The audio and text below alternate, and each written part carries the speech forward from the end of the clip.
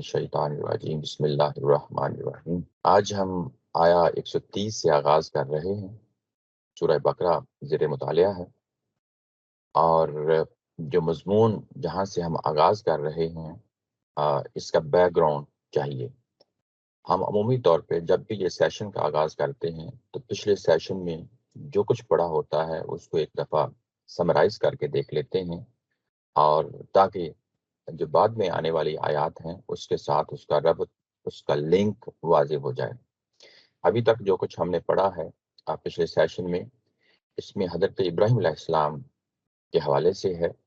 ابراہیم علیہ السلام کو اللہ تعالیٰ کی ذات نے کچھ پہلوؤں سے آزمایا ہے۔ آیا نمبر 124 میں 124 میں یہ ہمیں بتایا گیا کہ کچھ پہلوؤں سے آزمایا ہے، کچھ چیزوں کے حوالے سے آزمایا ہے۔ یہ جو مضمون ہم پڑھ رہے ہیں دوسرے سیکشن کی ابتدا کے بعد، یہ ایک خاص پہلو ہے اپنے اندر لیے ہوئے، وہ ہے آزمائش کا پہلو، ابتلا کا پہلو۔ اس کو ہم قانون ابتلا و آزمائش بھی کہتے ہیں۔ یعنی قرآن مجید کے اندر جب ہم پڑھ رہے ہوتے ہیں تو اللہ تعالیٰ کی ذات کی صفات کا مطالعہ بھی کر رہے ہوتے ہیں، اللہ تعالیٰ کی دی ہوئی شریعت کا مطالعہ بھی کر رہے ہوتے ہیں، ایمانیات کا مطالعہ بھی کر رہے ہوتے ہیں، تو جو اللہ تعالیٰ کی ذات کی صفات ہیں ان کو بھی سمجھتے ہیں اور باقی چیزوں کو بھی سمجھتے ہیں۔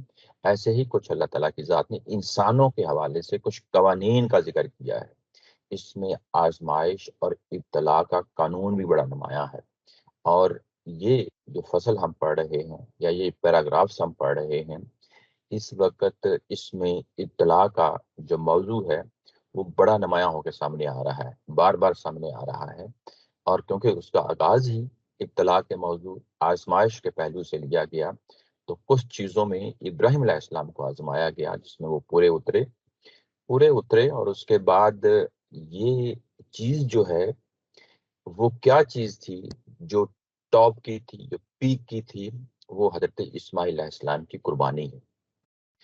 اس قربانی کے لیے وہ تیار ہوئے، اور اس کے بعد کئی ایک چیزیں ہیں جو اس کے بعد ٹریگر ہوتی ہیں، یعنی اللہ تعالیٰ کی انعامات کی بارش ہوتی ہے، اور وہ کئی پہلوؤں سے ہمارے سامنے آتی ہے۔ ایک وہ چیز جو سب سے پہلے سامنے آئی، کالا انی جاعلک للناس اماما، یہ سب سے پہلی چیز ہے۔ اس کے نتیجے میں، یعنی اس آزمائش اور ابتلا کے نتیجے میں جو کچھ انہیں حاصل ہوا، جس میں وہ بڑی خوبی کے ساتھ کامیابی اور کامرانی کی طرف بڑھے، وہ یہ کہ ان کو امامت کا لقب دیا گیا۔ آئندہ آنے والی امتیں اٹھیں گی، لوگ اٹھیں گے جو ان کو اپنا امام مانیں گے، پیروی کریں گے۔ اور یہ ایک چیز تھی امامت کا پہلو۔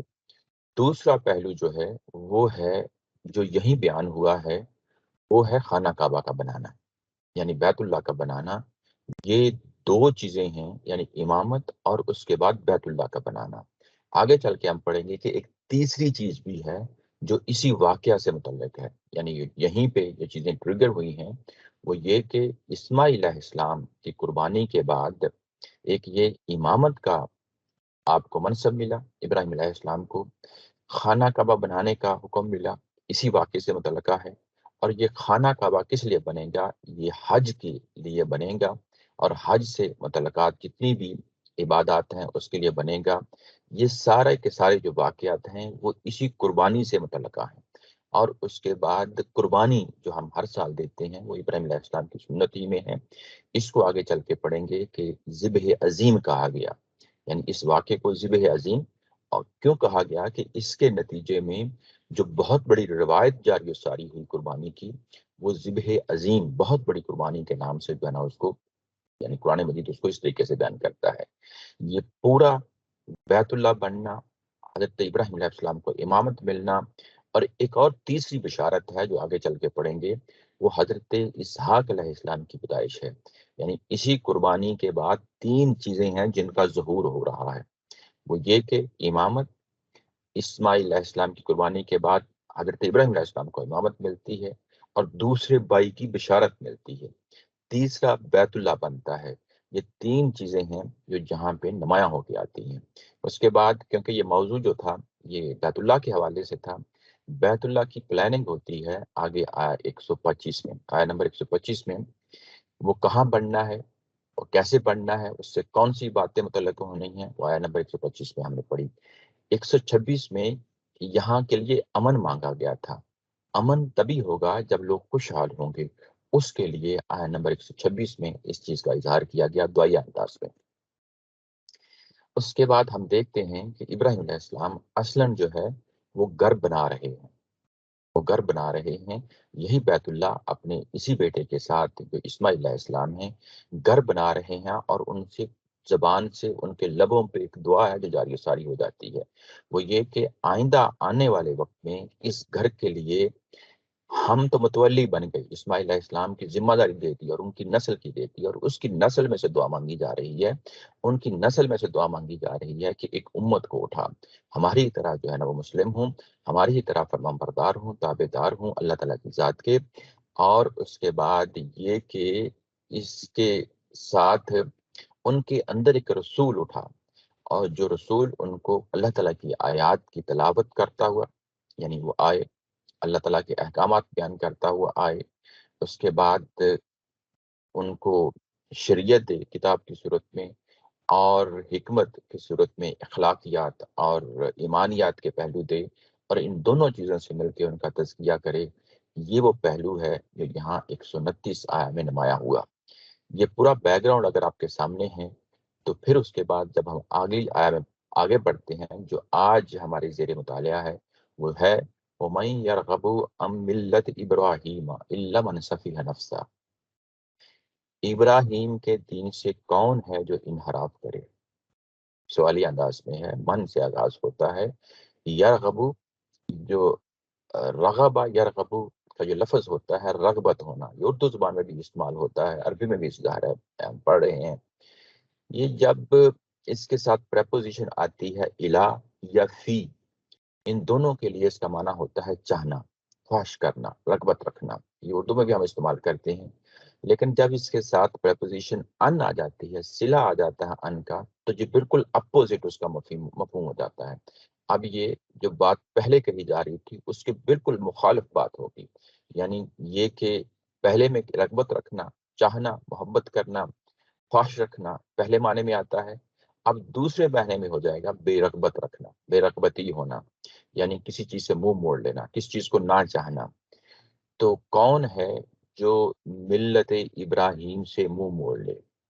ملت ابراہیم سے منہ موڑ لے یعنی ابراہیم علیہ السلام کے دین سے، مذہب سے منہ موڑ لے، سوائے اس کے وہ شخص جس نے اپنے آپ کو حماقت میں مبتلا کر لیا، اللہ، سوائے اس کے، مان اس شخص کے، سفیہ، وہ بڑا سفی ہو گیا، ہم احمق ہو گیا۔ سفی کا مطلب ہوتا ہے سفیہ، یعنی احمق ہو جانا، پاگل ہو جانا، کم عقل ہو جانا، اس کے لیے لفظ آتا ہے۔ اردو میں بھی استعمال ہوتا ہے سفی یا صفاحت، اردو میں بھی ہم استعمال کرتے ہیں مشکل اردو میں، جس نے اپنے آپ کو نفسہ، جس نے اپنے آپ کو حماقت میں مبتلا کر لیا۔ وَلَقَدِ اسْتَفَيْنَاهُ، اور اس کے بعد یہ کہا کہ ہم نے ابراہیم علیہ السلام کو چن لیا تھا دنیا میں، یعنی دنیا کے لیے ہم نے چن لیا تھا۔ استفینا کا معنی ہوتا ہے چن لینا۔ یہ ویسے بھی صفائی جو ہم اردو میں پڑھتے ہیں یہ وہی لفظ اس سے نکلا ہے، یعنی خالص کر لینا، دوسرے لوگوں میں سے نکال کے کسی کو، ایک شخص کو چن لینا، خالص کر لینا، اپنے کسی کام کے لیے منتخب کر لینا، اس کے لیے لفظ استعمال ہوتا ہے۔ فی دنیا، دنیا کے اندر، وَإِنَّهُ فِي الْآخِرَةِ لَمِنَ الصَّالِحِينَ، اور وہ آخرت میں بھی یقیناً صالح لوگوں میں سے ہوگا۔ یہ ترجمہ ہے۔ صالحین یعنی صالح کی جمع ہے، یعنی صالحین جو آخرت میں صالح لوگ ہوں گے ان میں سے ایک ہوگا۔ آپ پیچھے مڑتے ہیں، پیچھے مڑتے ہیں تو یہ جو بات یہاں پہ کہی گئی وہ یہ کہ اوپر جو کچھ بھی ہم نے پڑھا تھا، یعنی اس سے پہلے جتنی بھی آیات پڑھی تھی ابراہیم علیہ السلام کے حوالے سے، وہ ابراہیم علیہ السلام کا ایک انٹروڈکشن تھا، ایک کس حوالے سے؟ یہ کہ وہ رسول کے منصب پہ قائم ہوئے، ان کو اللہ تعالیٰ کی ذات نے آزمائش میں ڈالا، امتحانوں میں ڈالا، یہ ہر شخص کو ڈالا جاتا ہے۔ یہ ہمیں معلوم ہے قرآن مجید سے کہ انسانی زندگی آزمائشوں سے بری پڑی ہے، قدم قدم پہ اللہ تعالیٰ کی ذات ہر شخص سے امتحان لے رہی ہے، خواہ وہ مسلم ہو یا غیر مسلم ہو، اس سے کوئی فرق نہیں پڑتا۔ صبح و شام ہر وقت کوئی نہ کوئی دھڑکا لگا رہتا ہے کبھی کاروبار کی صورت میں، کبھی جاب کی صورت میں، کبھی اپنی صحت کی صورت میں. یہ زندگی کے مسائل ہیں جس میں انسان گرا ہوا ہے. یہ لازمی پہلو ہے ہر شخص کے ساتھ قرآن مجید کے مطابق. اور یہ کہ رسولوں سے خاص امتحان لیا جاتا ہے. یہ بھی موضوع جو ہے قرآن مجید بناتا ہے کہ رسولوں سے اور رسولوں کے ساتھ جو ساتھی کھڑے ہوتے ہیں ان سے خاص امتحان لیا جاتا ہے. اور جو خاص امتحان لیا جاتا ہے یہ اس پہلو سے جہاں ابراہیم علیہ السلام کا انٹروڈکشن تھا. اور اس کے بعد کیا انعام و اکرام کی بارشیں ہوئیں، کیسے اس شخص نے اپنا اظہار اللہ تعالیٰ کی ذات کے ساتھ کیا، اپنا فرمان بردار ہونا، اپنے آپ کو سپرد کر دینا. یہ علامتی پہلو ہیں جو جہاں پہ نمایاں کیے جا رہے ہیں بنی اسرائیل کے سامنے، کیونکہ بیک گراؤنڈ میں یہاں پہ بنی اسرائیل ہے، یہود ہیں، مدینہ کے رہنے والے یہود. ان کے سامنے یہ کہ اللہ کا بندہ جب اٹھتا ہے تو وہ کیسے اپنے اللہ کے ساتھ ایک رشتہ قائم کر لیتا ہے. تمہیں بھی آزمائش میں ڈالا گیا بحیثیت قوم. اس وقت یہ رسول آ گئے ہیں اور یہ آزمائش تمہیں درپیش ہے جس میں تم اس وقت ڈگمگا رہے ہو. اور اس پہلو کو یہاں پہ لیا کہ کون ہے جو ابراہیم علیہ السلام کا یہ سب کچھ سن چکنے کے بعد تعارف. یہاں ملت ابراہیم کا لفظ آیا ہے. ملت جو ہوتا ہے وہ یاد رکھیں اس کا جو معنی ہے وہ مذہب بھی ہوتا ہے، دین بھی ہوتا ہے. مذہب اور دین ایک ہی بات ہے. اور یہ کلچر بھی ہوتا ہے، یعنی جو لوگوں کا اٹھنا بیٹھنا کلچر، کیونکہ مذہب اس کا ایک نمایاں حصہ ہوتا ہے تو اسی میں شامل کر لیا جاتا ہے. یہ عمومی طور پہ یہ نسبت سے ظاہر ہوتا ہے یہ لفظ. یعنی جب یہ کہیں گے ملت ابراہیم، ملت محمد، ملت اسلامیہ، تو یہ ایک نسبت کے ساتھ یہ لفظ جو ہے نا استعمال ہوتا ہے. جب یہ پیغمبروں کے ساتھ اس کی نسبت ہوتی ہے تو یقیناً یہ دین ہی کی بات ہو رہی ہوتی ہے. جب یہ انسانوں کے ساتھ نسبت ہوتی ہے، جیسا کہ اس سے پہلے آیت نمبر ہم 120 میں پڑھ آئے ہیں، وہاں پہ اگر ہم دیکھیں تو وہاں پہ یہی لفظ استعمال ہوا تھا، وَلَن تَرْضَ عَنْكَ الْيَهُودُ وَلَا النَّصَارَىٰ حَتَّىٰ تَتَّبِعَ مِلَّتَهُمْ. یہاں انسانوں کے ساتھ جو ہے نا اس کو جوڑا گیا ہے. تو انسانوں کے ساتھ جڑے گا تو جملہ پہلو آ جاتے ہیں، یعنی انسانوں کی اٹھنا بیٹھنا، ان کا کلچر، ان کی تہذیب، سارے پہلو اس کے اندر آ جاتے ہیں. لیکن جب یہ نبیوں کے ساتھ جڑتا ہے، انبیاء کرام کے ساتھ یہ لفظ جڑتا ہے، تو جو انبیاء کرام کی جو سنت ہے، جو شریعت ہے، وہ خالصتاً وہ اپنی خالص جگہ پہ ہوتی ہے. تو پھر ہم اس کے ساتھ یہ باقی چیزیں نہیں ملاتے. ہم محض یہ کہتے ہیں کہ یہ ملت جو ہے ابراہیم علیہ السلام کی، یعنی ابراہیم علیہ السلام کا یہ دین ہے. یہ دین ہے. ملت یہاں بھی نسبت کے ساتھ جو ہے نا بیان ہوا ہے. تو کون شخص ہے کہ جو ابراہیم علیہ السلام کا یہ تعارف پڑھ چکنے کے بعد، سن چکنے کے بعد پھر بھی اس سے منہ موڑ لے؟ وہی شخص ہے جو اس سے منہ موڑے گا جو کسی حماقت میں مبتلا ہو گیا. سفیہہ کا مطلب یہ ہوتا ہے یعنی ہم احمق کر لیتے ہیں، پاگل کر لیتے ہیں، اس طرح کے جو ہے نا معنی مفہوم کم عقل کر لیتے ہیں. تو یہ عام ہم استعمال کر لیتے ہیں. لیکن بعض اوقات ہوتا یہ ہے کہ ہمارا دھیان اس طرف نہیں جاتا کہ یہ حقیقتاً اس کا کیا مطلب ہے. حقیقتاً مطلب یہ ہوتا ہے جب ہم کسی شخص کو احمق کہتے ہیں، کم عقل کہتے ہیں، تو اس شخص کو اپنے بھلے اور برے کا پتہ نہیں ہوتا. کون سی چیز اس کی فائدے کی ہے اور کون سی چیز اس کے نقصان کی ہے یہ معلوم نہیں ہوتا.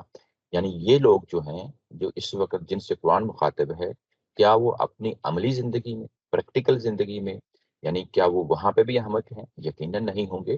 یعنی انسان عام حالات میں جو معاملات کر رہے ہوتے ہیں اپنے اولاد کے ساتھ، اپنی کاروبار کے ساتھ، اپنی دنیا داری کے معاملات کے ساتھ، بڑے خوش اسلوبی کے ساتھ جو ہے نا وہ کر رہے ہوتے ہیں. تو قرآن نے کیا ان کے جملہ پہلوؤں کو سامنے لیا؟ نہیں، بلکہ ایک خاص پہلو کو سامنے لیا ہے. وہ پہلو ہی یہی مذہب کا پہلو ہے. وہ پہلو یہ ہے کہ تمہارے سامنے جس چیز کو پیش کیا جا رہا ہے وہ ابراہیم علیہ السلام کی جو ہے نا ملت کو، مذہب کو پیش کیا جا رہا ہے. جبکہ تمہاری طرف سے جو تقاضا آ رہا ہے وہ یہی آ رہا ہے کہ تم یہودی بن جاؤ یا عیسائی بن جاؤ، نصارہ بن جاؤ، تو پھر کامیابی و کامرانی ملے گی تمہیں، پھر تمہیں نجات ملے گی، پھر تمہیں ہدایت ملے گی. لیکن یہاں پہ یہ کہا جا رہا ہے کہ نہیں، ہدایت سراسر ملت ابراہیم میں ہے. یعنی ملت ابراہیم، ابراہیم علیہ السلام کے دین کو اختیار کر لو، نجات اسی میں ہے. اگر یہ نہیں مانتے، کیونکہ تمہارا دعویٰ بھی یہی ہے کہ تم یہی تو کہتے ہو کہ ہم بھی ابراہیم علیہ السلام کے ساتھ جا کے جڑتے ہیں، اور یہ محمد صلی اللہ علیہ وسلم اور اس کے ساتھیوں کا بھی یہی کہنا ہے کہ ہم بھی ملت ابراہیم کے ساتھ جا کے جڑ رہے ہیں، تو جب ان کے سامنے ملت ابراہیم یا دین یا مذہب یا وہ اسپرٹ ابراہیم علیہ السلام کی سامنے رکھی جاتی ہے، تو کیا وجہ ہے اس سے منہ موڑ لیتے ہیں اور یہ کہتے ہیں کہ نہیں، یہودیت اختیار کر لو یا عیسائیت اختیار کر لو تو پھر اسی میں نجات ہے۔ تو انہیں بتایا جا رہا ہے کہ نہیں، معاملہ یہ ہے کہ یہ احمقانہ سوچ ہے، اپنے آپ کو حماقت میں مبتلا کر لینا ہے ابراہیم علیہ السلام سے منہ موڑنے سے۔ وَلَقَدِ اسْتَفَيْنَاهُ، وہ وہ شخص ہے ابراہیم علیہ السلام جن کو ہم نے دنیا میں چن لیا تھا۔ دنیا میں چن لیا تھا، یہ کس پہلو سے دنیا سے چن لیا تھا؟ جب ہم نے یہی پیراگراف ہم نے پڑھا تھا تو وہاں پہ یہ آیہ نمبر 124 میں وہاں میں پتہ چلا تھا کہ ان کو امام بنایا گیا ہے دنیا میں امام بنایا گیا ہے۔ یہ اسی پہلو کو یہاں پہ لے لیا ہے، وَلَقَدِ اسْتَفَيْنَاهُ فِي الدُّنْيَا، ہم نے ان کو کچھ آزمائشوں کے بعد جو ہے نا ان کو دنیا میں ہم نے چن لیا تھا اپنے خاص کام کے لیے، اور ایسے ہی تمہیں ہم جو ہے نا دنیا میں چننا چاہتے ہیں۔ آگے بڑھو اور یہاں پہ بلا جھجک بلا تردد اس آزمائش کے نتیجے میں جو تمہیں درپیش ہے کامیابی و کامرانی کی طرف بڑھو، نہیں تو تم جو اس سے منہ موڑو گے تو تم اپنے اوپر ظلم کر رہے ہوگے۔ یہاں پہ ابراہیم علیہ السلام کو پھر سامنے لا کے رکھا کہ ہم نے ان کو دنیا میں چن لیا تھا۔ وَإِنَّهُ فِي الْآخِرَةِ لَمِنَ الصَّالِحِينَ، وہ آخرت میں بھی صالح لوگوں میں سے ہوگا، وہ آخرت میں بھی صالح لوگوں میں سے ہوگا۔ جو یہ اس کا پہلا حصہ ہے، یہ اپنے مائکس میوٹ کر لیا کریں، آواز آ رہی ہوتی ہے۔ جو پہلا حصہ ہے، جو سوال ہے کوئی؟ جی سر، یہ آپ نے ملت ابراہیم کے نا جو بتایا، اس کی میننگز میں آپ نے مذہب اور دین کو بالکل سملر میننگ میں لیا، ذرا تھوڑا سا کلیریفائی کر لیں گے۔ جنرلی ہمارے ہاں تو مذہب اور دین دو بالکل ڈفرینٹ کانسیپٹ میں لیا جاتا ہے۔ جی، یہ ہماری جو آج کے دور کے خاص طور پہ وہ علماء جو سیاسی مذہبی سوچ رکھتے ہیں وہ اس میں تفریق کرتے ہیں، ایسا کوئی ہرگز نہیں ہے۔ اس کی وجہ یہ ہے کہ جب قُلْ یَا أَیُّہَا الْکَافِرُونَ میں پڑھیں لَکُمْ دِینُکُمْ وَلِیَ دِین، یعنی وہی دین جو ان مشرکین مکہ کا دین تھا، اس کے لیے بھی لفظ دین ہی استعمال ہوا ہے، اور جو مسلمانوں کا دین ہے اس کے لیے بھی لفظ دین ہی استعمال ہوا ہے۔ تو یہ فرق کرنا جو ہے نا یہ ٹھیک نہیں ہے، اس لیے کہ جب مشرکین کا جو ہے نا وہ بھی دین کہلایا، جب اہل اسلام کا ہے مذہب وہ بھی دین کہلایا۔ مذہب جو لفظ ہے، یوں کہہ لیں کہ یہ مذہب اور دین، ان میں دونوں میں کوئی خاص فرق نہیں ہے۔ فرق بس اتنا ہے کہ قرآن مجید نے جو قرآن مجید کے دور کی عربی تھی، اس وقت یہ لفظ دین ہی استعمال ہوتا تھا۔ مذہب بھی تھا لفظ، لیکن جو ہے نا مذہب یوں کہہ لیں کہ قرآن مجید نے اس کو استعمال نہیں کیا۔ عمومی طور پہ جو مذہب کا لفظ ہے یہ کسی خاص رائے کے لیے بھی بیان ہو جاتا ہے، جیسے ہم کہیں کہ دین کے اندر یعنی حنفی رائے، شافی رائے، مالکی رائے، اس طرح کی رائے کے لیے بھی لفظ مذہب استعمال ہو جاتا ہے۔ تو یہ مذہب اگر ہم اس مذہب کے لیے لیتے ہیں جس کے لیے نبی جو کچھ لے کے آتا ہے، تو یہ واضح ہوتا ہے کہ اس سے مذہب سے کیا مراد ہے۔ اس کے لیے کہیں مذہب کا لفظ استعمال کر لیتے ہیں، کبھی ملت کا لفظ بھی استعمال کر لیتے ہیں، کبھی دین کا لفظ بھی استعمال کر لیتے ہیں، اس میں کوئی خاص فرق نہیں ہے۔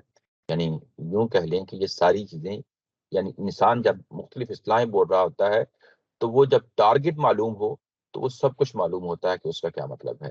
جب ہم مذہب اسلام کہتے ہیں تو اس کا مطلب بھی یہی ہوتا ہے کہ وہی چیزیں جو نبی اکرم صلی اللہ علیہ وسلم نے دنیا کو دی، خواہ وہ شریعت کی صورت میں ہے، خواہ وہ ایمانیات کی صورت میں ہے، خواہ وہ سنت کی صورت میں ہے، تو یہ تمام چیزیں مل کے دین بنتی ہیں، یہ تمام چیزیں مل کے مذہب بنتی ہیں۔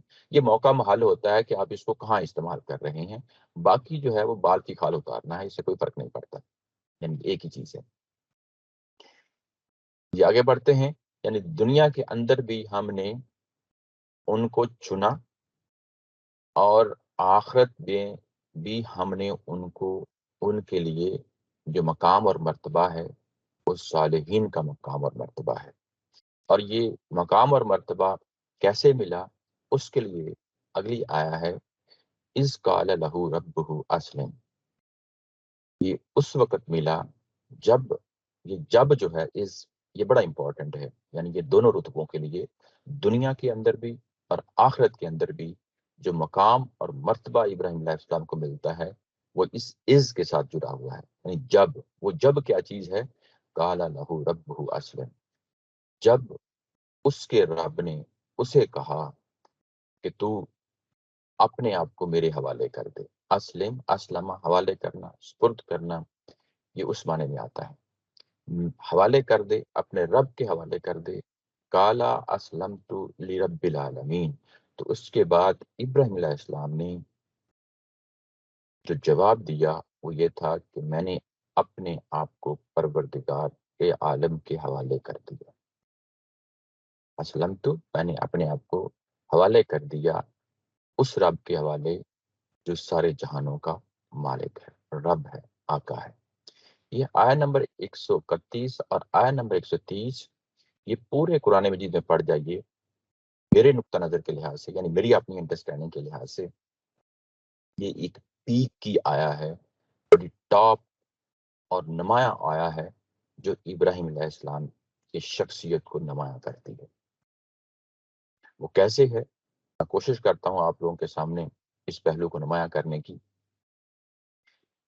یہ کہ رب نے تقاضا کیا ہے کہ تو میرے سامنے جھک جا، میرے حوالے کر دے، اور یہ کہ انہوں نے سرنڈر کر دیا۔ جب سرنڈر کر دیا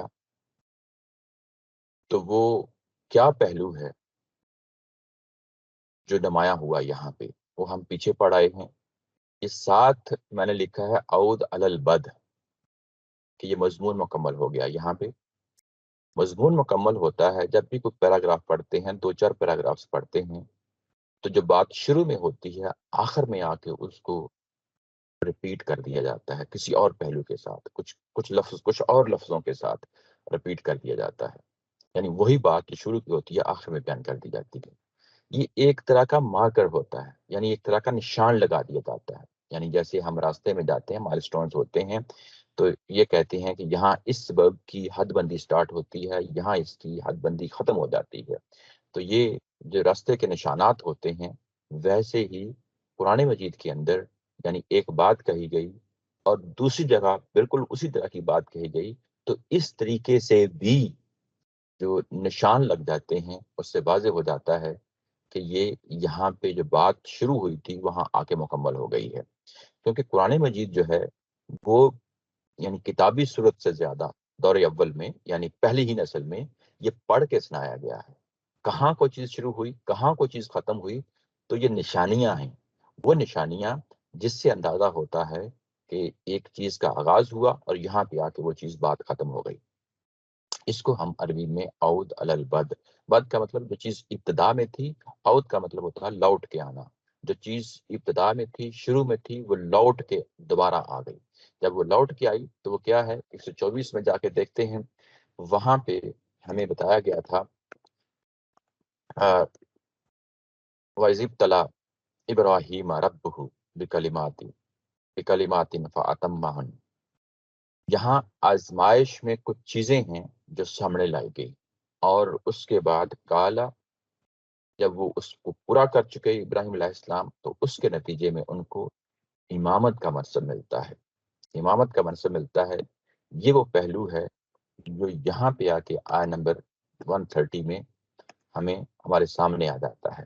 وہ کیا ہے؟ وَلَقَدِ اسْتَفَيْنَاهُ فِي الدُّنْيَا، وہاں امام کا لفظ آیا تھا، یہاں آیا وَلَقَدِ اسْتَفَيْنَاهُ فِي الدُّنْيَا، ہم نے ان کو اس دنیا کے اندر چن لیا۔ اور جو آزمائش کا پہلو تھا وہ تھا کالا اسلمت لرب العالمین، یعنی اس آیا کے اندر بھی 124 آیا کے اندر بھی یہی تھا نا کہ ہم نے ان کو آزمایا تھا اور وہ اس آزمائش میں پورے اتر گئے، تو وہاں اتمہن کا لفظ آیا تھا، یہاں آیا کالا اسلمت لرب العالمین، بات وہی ہے اس پہلو سے۔ اچھا، یہاں عود البد کا جو پہلو وہ نمایاں ہو گیا۔ وہ جو میں بات کر رہا تھا کہ ابراہیم علیہ السلام کی شخصیت کو نمایاں طور پہ یہاں پہ پیش کیا گیا ہے، وہ کون سا پہلو ہے وہ آپ کے سامنے میں رکھتا ہوں۔ جب یہ چیز واضح ہو گئی کہ یہ عود علی البد تھا، اور وہ پہلو کیا ہے؟ وہ پہلو ہے وَلَقَدِ اسْتَفَيْنَهُ فِي الدُّنْيَا. یہاں پروناؤنس کا جو معاملہ ہے وہ بھی پہلے دیکھ لیں. یعنی پروناؤنس کیا ہوتے ہیں؟ یہ جیسے ہی، شی، اٹ، دے، ہم انگلش میں، اردو میں وہ، یہ، وہ، تم وغیرہ جو ہے، ایسے ہی یہاں پہ اگر آپ پروناؤنس دیکھیں تو پروناؤنس کا جو استعمال ہوا ہے وہ بڑا خوبصورتی کے ساتھ ہوا ہے اس پورے یعنی دونوں آیات کے اندر. یہاں اللہ تعالیٰ کی ذات جو ہے وہ چن رہی ہے، ہم نے چن لیا، نہ ہو استفائی، نہ ہو، ہم نے چن لیا، اس کو چن لیا. چننے والا کون ہے؟ اللہ تعالیٰ کی ذات ہے. اور نہ آیا ہے، یہ نہیں کہا کہ میں نے چن لیا. استفائی تو ہو نہیں کہا کہ میں نے چن لیا، بلکہ یہ کہا کہ استفائی نہ ہو. یہ وہی جو ہمارا کنگ یا کوئن والا وہی ہوتا ہے یہاں پہ، کہ ہم نے اللہ تعالیٰ کی ذات کی عظمت، اس کی شان کو جو ہے نمایاں کرتا ہے، ہم نے اس کو چن لیا. تو یہ فرسٹ پرسن ہے جو چننے والا ہے، اور تھرڈ پرسن ہے جس کو چنا گیا ہے. اس کے بعد جب آپ آگے بڑھتے ہیں اور اس کالا لہو ربہ اسلم، یہاں پہ تھرڈ پرسن ہے اللہ تعالیٰ کی ذات.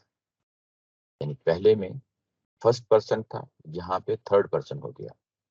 یہ جو فرسٹ اور تھرڈ پرسن میں یہاں چینج ہوا ہے، اس کا بہت بڑا فرق پڑ جاتا ہے. اگر یہاں پہ اللہ تعالیٰ کی ذات پھر دوبارہ وہی بات کرتے کہ اے ابراہیم تم میرے سامنے جھک جاؤ، اے ابراہیم تم میرے سامنے جھک جاؤ، تو یہ سٹیٹمنٹ جو ہے یہ وہ تعلق نہ شو کرتی. آقا اور مالک ہونا اور غلام ہونا، غلام کا تو کام ہی یہی ہے، دہاڑی لگانا، مزدوری کرنا، وہ مزدوری کرے گا. لیکن جب یہ سٹیٹمنٹ یہ ہوتی کہ تم یہ کرو، تو وہ اس حکم کو ادا ہو جاتا. اس کے اندر وہ پیار، وہ محبت، وہ شفقت کی وہ جذبہ وہ کبھی بھی سامنے نہ آتا. جو جذبہ یہاں پہ کالا لہو ربہ اسلم، اس کے رب نے اس کو کہا. یہ ایک پہلو. دوسرا پہلو یہ کہ اگر اللہ تعالیٰ کی ذات براہ راست یہ کہتی تو یہ ایک پبلک اناؤنسمنٹ ہوتی جس کو دنیا کو بھی پتا چلتا، ابراہیم علیہ السلام کو بھی پتا چلتا. یہ پبلک اناؤنسمنٹ میں یہ تعلق پہلے جوڑا ہے کہ اس کے رب نے اس کے اندر جو تعلق بنتا ہے ابراہیم علیہ السلام کا اپنے رب کے ساتھ، اس کو بڑی خوبصورتی کے ساتھ نمایاں کیا گیا ہے. اس کے رب نے پکارا ہے تھرڈ پرسن کے ساتھ یہاں پہ. اب جب پکارا ہے تو اس پکار کے اندر اگر آپ دیکھیں تو ایک رازدارانہ بات ہے، پبلک بات نہیں، رازدارانہ بات ہے. ایک جذبہ ہے، ایک اس کے اندر تعلق ہے، ایک اس کے اندر ایک سیکرٹلی جیسے کوئی چیز کسی کو پہنچائی جاتی ہے، خوبصورتی کے ساتھ پہنچائی جاتی ہے. وہ پہلو ہے جہاں پہ نمایاں کیا گیا ہے. اور ہمیں معلوم ہے کہ وہ کس صورت میں پہنچائی گئی تھی. وہ خواب ہی کی صورت میں، رویا کی صورت میں پہنچائی گئی تھی. اور جب یہ رویا کی صورت میں پہنچائی گئی تھی تو وہ جو رازدارانہ تعلق ہے اس تعلق کو یہاں پہ نمایاں کیا گیا ہے. اب جب کہ یہ تقاضا کیا گیا کہ تمہیں یہ کام کرنا ہے کہ اپنے رب کے سامنے اپنے آپ کو حوالے کر دو، تو ابراہیم علیہ السلام نے کیا کیا؟ ابراہیم علیہ السلام نے وہاں پہ یہ نہیں کہا کہ اسلمت لک. یہاں پہ یعنی یہ کہ سیکنڈ پرسن کو اللہ تعالیٰ کی ذات کو سامنے رکھ کے یہ نہیں کہا کہ ہاں میں تیرے سامنے جھک گیا، یہ نہیں کہا، بلکہ جواب میں کہا ہے رب العالمین. اس میں کوئی دھوکہ نہیں، اس میں کوئی نفس کی جو ہے نا کوئی رکاوٹ نہیں ہے، کوئی اس میں میری اپنی مداخلت نہیں ہے. میں نے ہر طرح اپنے آپ کو پچھاڑ دیا، تیری ذات کے سامنے میں نے پچھاڑ دیا. تو نے مجھ سے تقاضا کیا تھا، انتہائی رازدارانہ طریقے سے کیا تھا. ایک تعلق تھا، ایک جو ہے نا میرا اور آپ کے ساتھ، میرا تعلق آپ کے ساتھ تھا، اور اس تعلق کا حوالہ دے کے آپ نے کہا تھا اسلم. مجھے کہا گیا تھا اپنے آپ کو حوالے کرنے کے لیے. اب جب یہ تقاضا ہو گیا اور اس کے بعد جب میری پوزیشن لینے کی باری آئی، میں نے کیا کرنا ہے، تو میں نے یہ نہیں کہہ کے کہا تھا کہ میں آپ کے سامنے جھک گیا. یعنی اللہ کی بارگاہ میں منہ کھولنا ہے تو ان پیغمبروں سے سیکھو. رب العالمین، میں نے اپنے آپ کو پروردگار عالم کے حوالے کر دیا. میری ساری کی ساری شخصیت اس کے سامنے جھک گئی. یعنی کوئی چیز نہیں ہے میری ذات کے اندر جس کو میں اپنا کہہ سکوں. یعنی میں نے اپنے آپ کو مکمل طور پہ اس ذات کے سامنے اپنے آپ کو بچا دیا، اپنے آپ کو حوالے کر دیا، سرنڈر کر دیا. یہ وہ پہلو تھا جس کو میں چاہ رہا تھا کہ آپ لوگوں کے سامنے رکھوں، کیونکہ یہ ایک بیک گراؤنڈ رکھتا ہے واقعہ پیچھے بنی اسرائیل.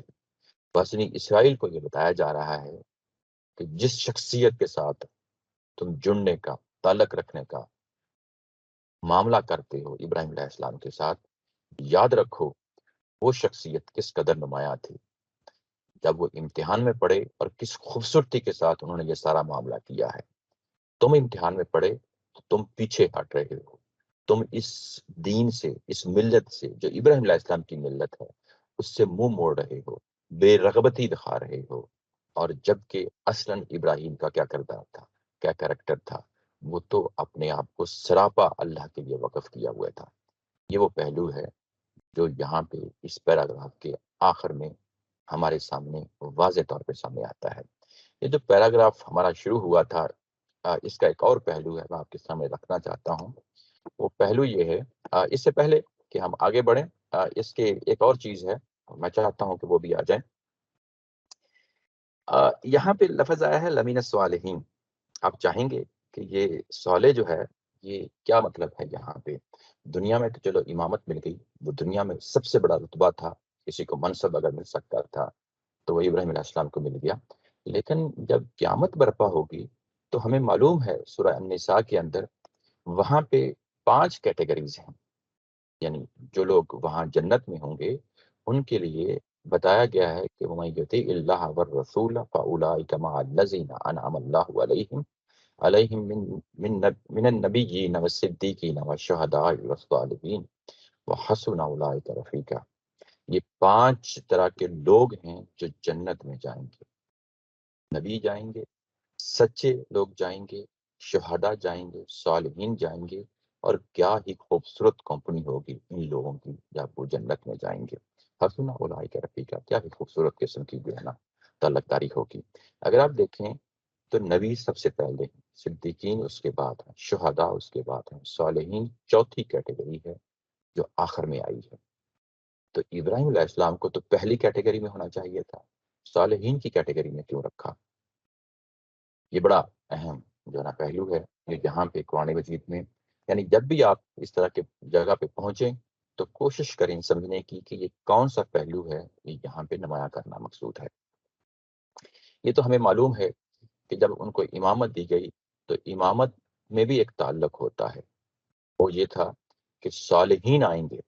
یعنی جب ہم نے وہاں پڑھا تھا تو آیا نمبر 124 میں تو وہاں کیا تھا، کالا لا ینال عہد الظالمین، کہ یہ میرا عہد ظالمین تک جو ہے نا نہیں پہنچے گا. تو پھر کن تک پہنچے گا؟ تو پھر ہم نے ظالمین کا بالکل اپوزٹ جو لفظ ہے وہ صالحین ہی ہے، وہی ہم نے دیا تھا، وہ یہاں پہ حذف تھا. اس کو جا کے جب عود علی البد کیا ہے تو وہاں پہ جا کے جو ہے نا اس چیز کو کھولا ہے. یعنی عود علی البد جب جا کے وہاں پہ کیا ہے تو وہاں پہ جا کے اس کو کھولا ہے کہ اصل میں دوسرے لوگ کون سے تھے. جو دوسرے لوگ ہیں وہ یہاں پہ صالحین ہیں، وہ یہاں پہ صالحین ہیں. اور وہ صالحین کس پہلو سے صالحین ہیں؟ یعنی ابراہیم علیہ السلام کا امام ہونا، دنیا میں ہونا، اور صالحین کا پیروکار ہونا، ان دونوں چیزوں سے مل کے ہی تو امامت بنے گی نا. تو قیامت والے دن بھی یہ امامت اور صالحین کا تعلق قائم و دائم رہے گا. وہاں ایسا نہیں ہوگا کہ ہم ابراہیم کو اٹھا کے کہیں اور لے جائیں گے، نہیں، وہ صالحین میں اٹھنا بیٹھنا ہوگا. اس کا ایک اور پہلو ہے میں جو آپ لوگوں کے سامنے لانا چاہتا ہوں، وہ یہ اس کے پہلے یہ آیا لکھی ہوئی ہے یہاں پہ آپ لوگوں کے لیے کوٹ کی ہوئی ہے، کذالک جعلنکم امۃ وسطا لتکونوا شہداء علی الناس ویکون الرسول علیکم شہیدا. یہ جو آیا ہے یہ ہمیں بتاتی ہے جو امامت کا منصب ہے جس کو ہم کبھی شہادت حق کا منصب کہتے ہیں، یہ شہادت حق کے پہلو سے ہے. یعنی امامت اور شہادت حق ایک ہی چیز ہے. یعنی شہادت حق کا کیا پہلو ہے کہ ہم نے تمہیں ایک درمیان کی امت بنایا ہے، درمیان کی امت بنایا ہے، اور یہ شہادت یہ حق جو ہے آپ دنیا پہ جا کے دیں گے، دنیا پہ جا کے گواہی دیں گے.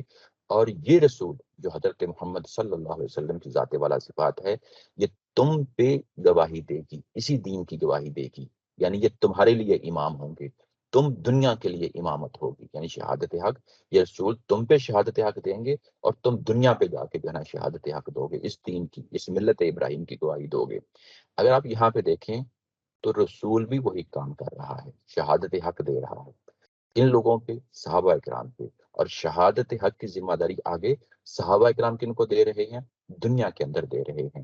گویا کہ جو امامت کا پہلو ہے یا شہادت حق کا جو پہلو ہے، یہ دنیا کے اندر یعنی دونوں کام یہی کر رہے ہوتے ہیں، رسول بھی وہی کام کر رہے ہوتے ہیں اور یہ امتیں بھی وہی کام کر رہی ہیں جو ابراہیم علیہ السلام کی ذریت میں سے ہیں۔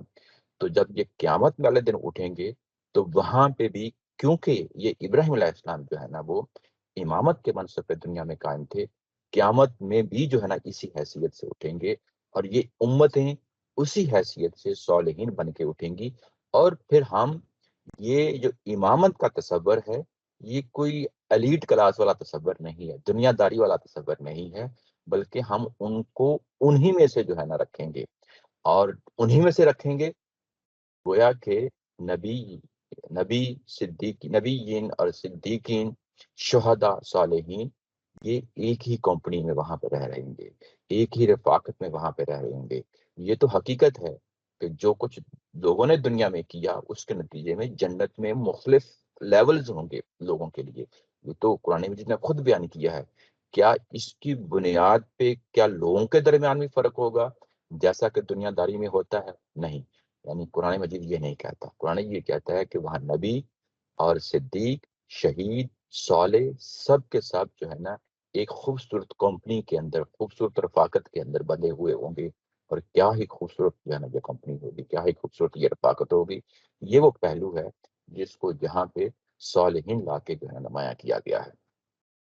اچھا، ایک اور جو پہلو ہے وہ ہم آپ لوگوں کے سامنے لانا چاہتا ہوں، وہ یہ ہے کہ یہ جو پورا کا پورا پیراگراف ہے، اگر آپ یہ دیکھیں تو یہ آیا 122 سے شروع ہوتا ہے۔ اس کو میں نے علیحدہ سے یعنی ایک پیج پہ آپ لوگوں کے سامنے رکھا ہے، اور ہر آیا کو ڈیفرنٹ جو ہے نا کلر کے ساتھ یہ یہاں پہ میں لایا ہوں۔ اس کا جو پہلا حصہ ہے، جو اوپر والا آیا 123 جو ہے وہ ابتدائیہ ہے، لیکن جو بات جہاں سے ابراہیم علیہ السلام کی شروع ہوتی ہے وہ 124 سے شروع ہوتی ہے اور 131 تک جاتی ہے۔ یہاں پہ یہ جو آیات ہیں یہ ہے کتنی، یعنی اگر آپ دیکھیں تو یہ 1 2 3 4 5 6 7 آیات ہیں۔ یہ 7 آیات جو ہیں یہ آپس میں ایک خاص سٹرکچر کے ساتھ جڑی ہوئی ہیں۔ اس کو ہم اس سٹرکچر کو پالنڈروم سٹرکچر کہتے ہیں، یا اس کو کواسٹک سٹرکچر بھی کہا جاتا ہے انگلش لینگویج میں۔ یہ پالنڈروم کیا چیز ہوتی ہے؟ جیسے ہم میڈم کا لفظ بولتے ہیں، سیوک کا لفظ بولتے ہیں، ہمارے بچوں میں خاص طور پہ اسکولوں میں پڑھتے ہیں اور ان کو سمجھایا جاتا ہے، یا اگر آپ کا آئی ٹی کا بیک گراؤنڈ ہو تو کچھ الگوریتمز ہوتے ہیں کمپیوٹر سائنس میں، ان کو بھی ہم پالنڈروم جو ہے نا استعمال کرتے ہیں۔ یہ کیا چیز ہوتی ہے؟ جیسے سیوک کا لفظ ہے، سیوک جو ہے یہ پہلا لیٹر اس ورڈ کے اندر اور آخری لیٹر سی ہے، اس کے بعد سیکنڈ لیٹر اگر آپ دیکھیں سیکنڈ اسٹارٹ سے بھی اور سیکنڈ لاسٹ کو بھی دیکھیں تو وہ آئی لیٹر ہے۔ تو اگر آپ دیکھیں تو اس طریقے سے دونوں طرف ایک ہی لیٹر ہیں اور درمیان میں جو ہے وہ وی ہے سیوک کے لیے۔ ایسے ہی اگر آپ میڈم میں دیکھیں تو درمیان میں ڈی ہے۔ اس طرح بے شمار الفاظ ہیں جو پیلنڈروم سٹرکچر میں آتے ہیں۔ ایسے ہی لٹریچر کے اندر بھی یہ سٹرکچر ہوتا ہے۔ یہ سٹرکچر کیا کرتا ہے؟ یہ بتاتا ہے کہ اس کی جو پہلی بات شروع میں کہی گئی تھی آخر میں بھی وہی بات ہے، یعنی ایک ہی تھیم ہے۔ اس کے بعد جو سر السلام علیکم۔ جی وعلیکم السلام۔ سر وہ تھوڑا سا پھر نام اس سٹرکچر کے نام کو کیا کہتے ہیں آپ؟ وہ مجھے صحیح سمجھ نہیں آئے۔ اچھا، یہ میں یہاں ٹائپ کر دیتا ہوں۔ اگر آپ کہتے ہیں PALINDROME، پیلنڈروم اس کو بولتے ہیں۔ Sorry, PALINDROME۔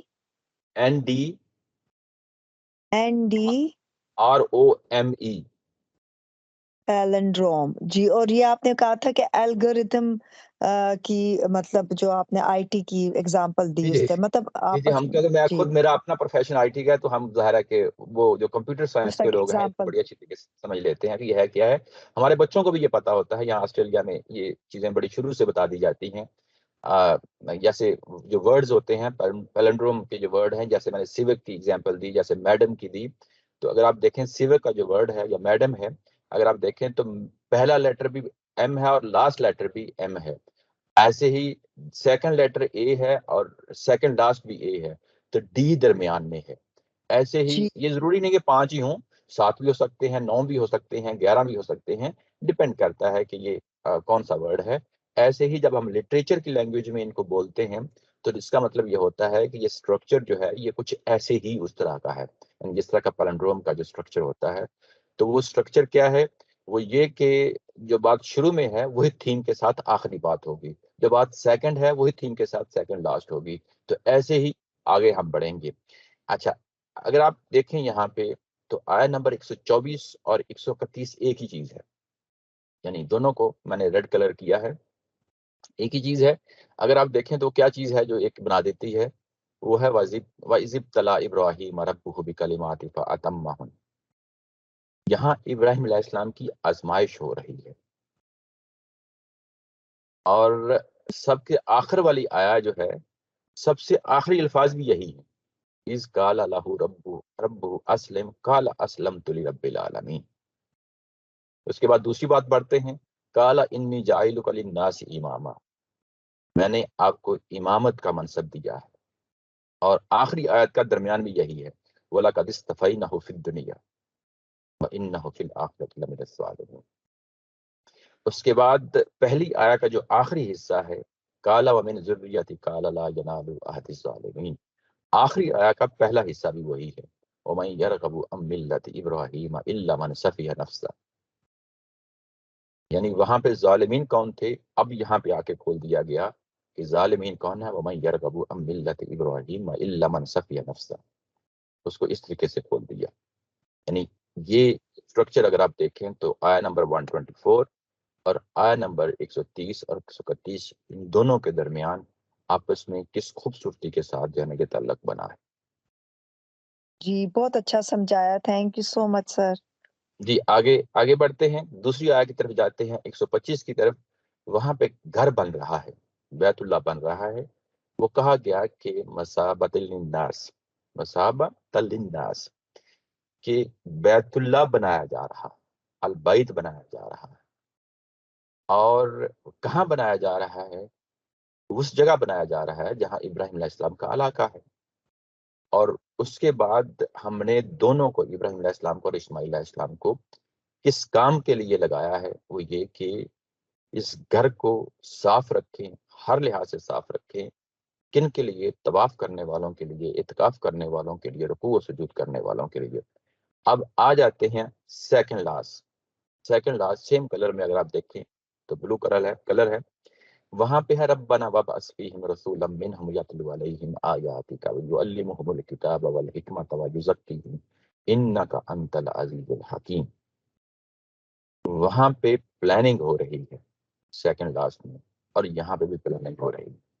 وہاں اللہ تعالیٰ کی ذات کر رہی ہے، یہاں بھی اللہ تعالیٰ کی ذات ہی کر رہی ہے، لیکن یہ الفاظ ابراہیم علیہ السلام کی منہ سے شروع، زبان مبارک سے شروع ہو جاتے ہیں. وہاں پہ ایک گھر بنایا جا رہا ہے، اور گھر بنانے کے ساتھ خاص جگہ ہے جہاں گھر بننا ہے، اور اس کے ساتھ کچھ عبادتیں اس کے ساتھ جڑی ہوئی ہیں اس گھر کے ساتھ. یہاں پہ دیکھیں اس گھر کے لیے رسول آ رہا ہے، اور جو وہاں خاص گھر بننا تھا، اس رسول کے ساتھ وہ خاص چیز قرآن مجید ہے. یعنی بیت اللہ اور قرآن مجید دونوں کو ساتھ ساتھ رکھیں. اس کے بعد وہاں خاص عبادتیں ہیں جن سے لوگوں کا تزکیہ ہونا ہے، جن سے لوگوں نے آ کے جڑنا ہے. اور یہاں پہ بھی اگر آپ دیکھیں تو جن سے لوگوں نے جڑنا ہے وہ شریعت ہے، ایمانیات ہے، اور اس کے بعد ان کا تزکیہ ہونا ہے. وہاں پہ بھی تزکیہ ہو رہا تھا. وہ کیا عبادتیں تھیں، وہ کیا سنتیں تھیں، کیا وہ شریعت تھی؟ وہ اعتکاف، رکوع و سجود اور طواف ہی تو تھا. یہاں دونوں کا اس طریقے سے خوبصورتی سے ایک لنک بن گیا. آگے بڑھتے ہیں، آیت نمبر 126 اور 128 کے ساتھ کیا تعلق ہے؟ یہاں دیکھیں 126 کے ساتھ یہاں معاملہ یہ ہے کہ لوگوں کے لیے ابراہیم علیہ السلام دعا مانگ رہے ہیں کہ اس گھر کو امن کا گھر بنا دے. اور ان کے لیے رزق کا سامان وافر مہیا فرما، ان لوگوں کے لیے جو قیامت پہ یقین رکھتے ہیں۔ اور اللہ تعالیٰ کی ذات نے جواب دیا تھا کہ یہ دنیا کا جو معاملہ ہے اس کو امامت کے ساتھ نہ جوڑیں، دنیا کے ساتھ میں سب کو روزی دیتا ہوں، لیکن قیامت میں انہی لوگوں کو نجات دوں گا جو واقعتاً اللہ اور اللہ کی آخرت پر جو ہے نا ایمان رکھتے ہوں۔ اس سے جو ملتی جلتی آیا ہے وہ 128 ہے۔ اگر آپ وہاں پہ دیکھیں تو وہاں پہ بھی دعا ہی مانگی جا رہی ہے، ربنا وجعلنا مسلمین لک ومن ذریتنا امۃ مسلمۃ لک وارنا مناسکنا وتب علینا انک انت التواب الرحیم۔ یہ دونوں دعائیں، اوپر بھی دعا ہے اور یہ بھی دعا ہے۔ جو پہلی دعا ہے وہ لوگوں کی ظاہری دنیا کے حوالے سے ہے، لوگوں کو امن مہیا کرنے کے حوالے سے ہے، لوگوں کو خوراک مہیا کرنے کے حوالے سے ہے، یہ ظاہری چیزیں ہیں۔ یہ یوں کہہ لیں کہ ہماری جو جسمانی ضرورتیں ہیں، جو دنیاوی ضرورتیں ہیں وہ ہیں، جبکہ آیا نمبر 128 جو ہے یہ ہماری روحانی ضرورتیں، یعنی یہ ہمارے اندر کی ضرورتیں ہیں، یہ ہماری شخصیت کی ضرورتیں ہیں۔ اور جو پہلی حصہ ہے 126 یہ دنیا کی ضرورتیں ہیں، امن مہیا کرنا اور اس کے ساتھ خوراک مہیا کرنا ہمارے اندر کی شخصیت کے لیے ضروری ہے کہ ہم اللہ کے سامنے جھکیں، اور کن عبادتوں کے ساتھ جڑ چکیں وہ ارینا مناسکنا وتب علینا انک انت التواب الرحیم۔ یہاں پہ بھی انک انت التواب الرحیم، یہ کہ ان عبادتوں کو ادا کرنے میں ہم سے کوئی غلطی اور کمی اور کوتاہی ہو سکتی ہے۔ وہاں پہ بھی 126 میں اگر آپ دیکھیں تو وہاں پہ جن لوگوں سے کمی اور کوتاہی ہوئی وہ واقعتاً جو ہے نا وہ کامیاب نہیں ہوئے۔ آیا نمبر 126 کے اندر جن سے دونوں جہانوں میں، یعنی دونوں پہلوؤں سے، جسمانی پہلوؤں سے بھی اور اپنی شخصیت کے پہلوؤں سے بھی اپنے آپ کو نکھارا اور سنوارا، ان کے لیے نجات کا پہلو ہے جو 126 میں ہے۔ یعنی پہلے میں یوں کہہ لیں کہ آپ کی جسمانی ضرورتیں ہیں، دنیاوی ضرورتیں ہیں، اور 128 کے اندر آپ کی روحانی ضرورتیں ہیں جس میں آپ اللہ کے ہاں سرنڈر کر رہے ہیں۔ اور جو کور آیا ہے ان سب کے درمیان، جس کو بلیک کلر میں یہاں پہ آیا نمبر 127 ہے، وہ ہے اصل سینٹرل پوائنٹ یہاں پہ۔ وہ کیا ہے؟ وَإِذْ يَرْفَعُ إِبْرَاهِيمُ الْقَوَاعِدَ مِنَ الْبَيْتِ وَإِسْمَاعِيلُ رَبَّنَا تَقَبَّلْ مِنَّا إِنَّكَ أَنْتَ السَّمِيعُ الْعَلِيمُ۔ یعنی اس طریقے سے یہ پورا کا پورا سٹرکچر جو ہے آپ کے سامنے، نمایاں کے سامنے آ جاتا ہے۔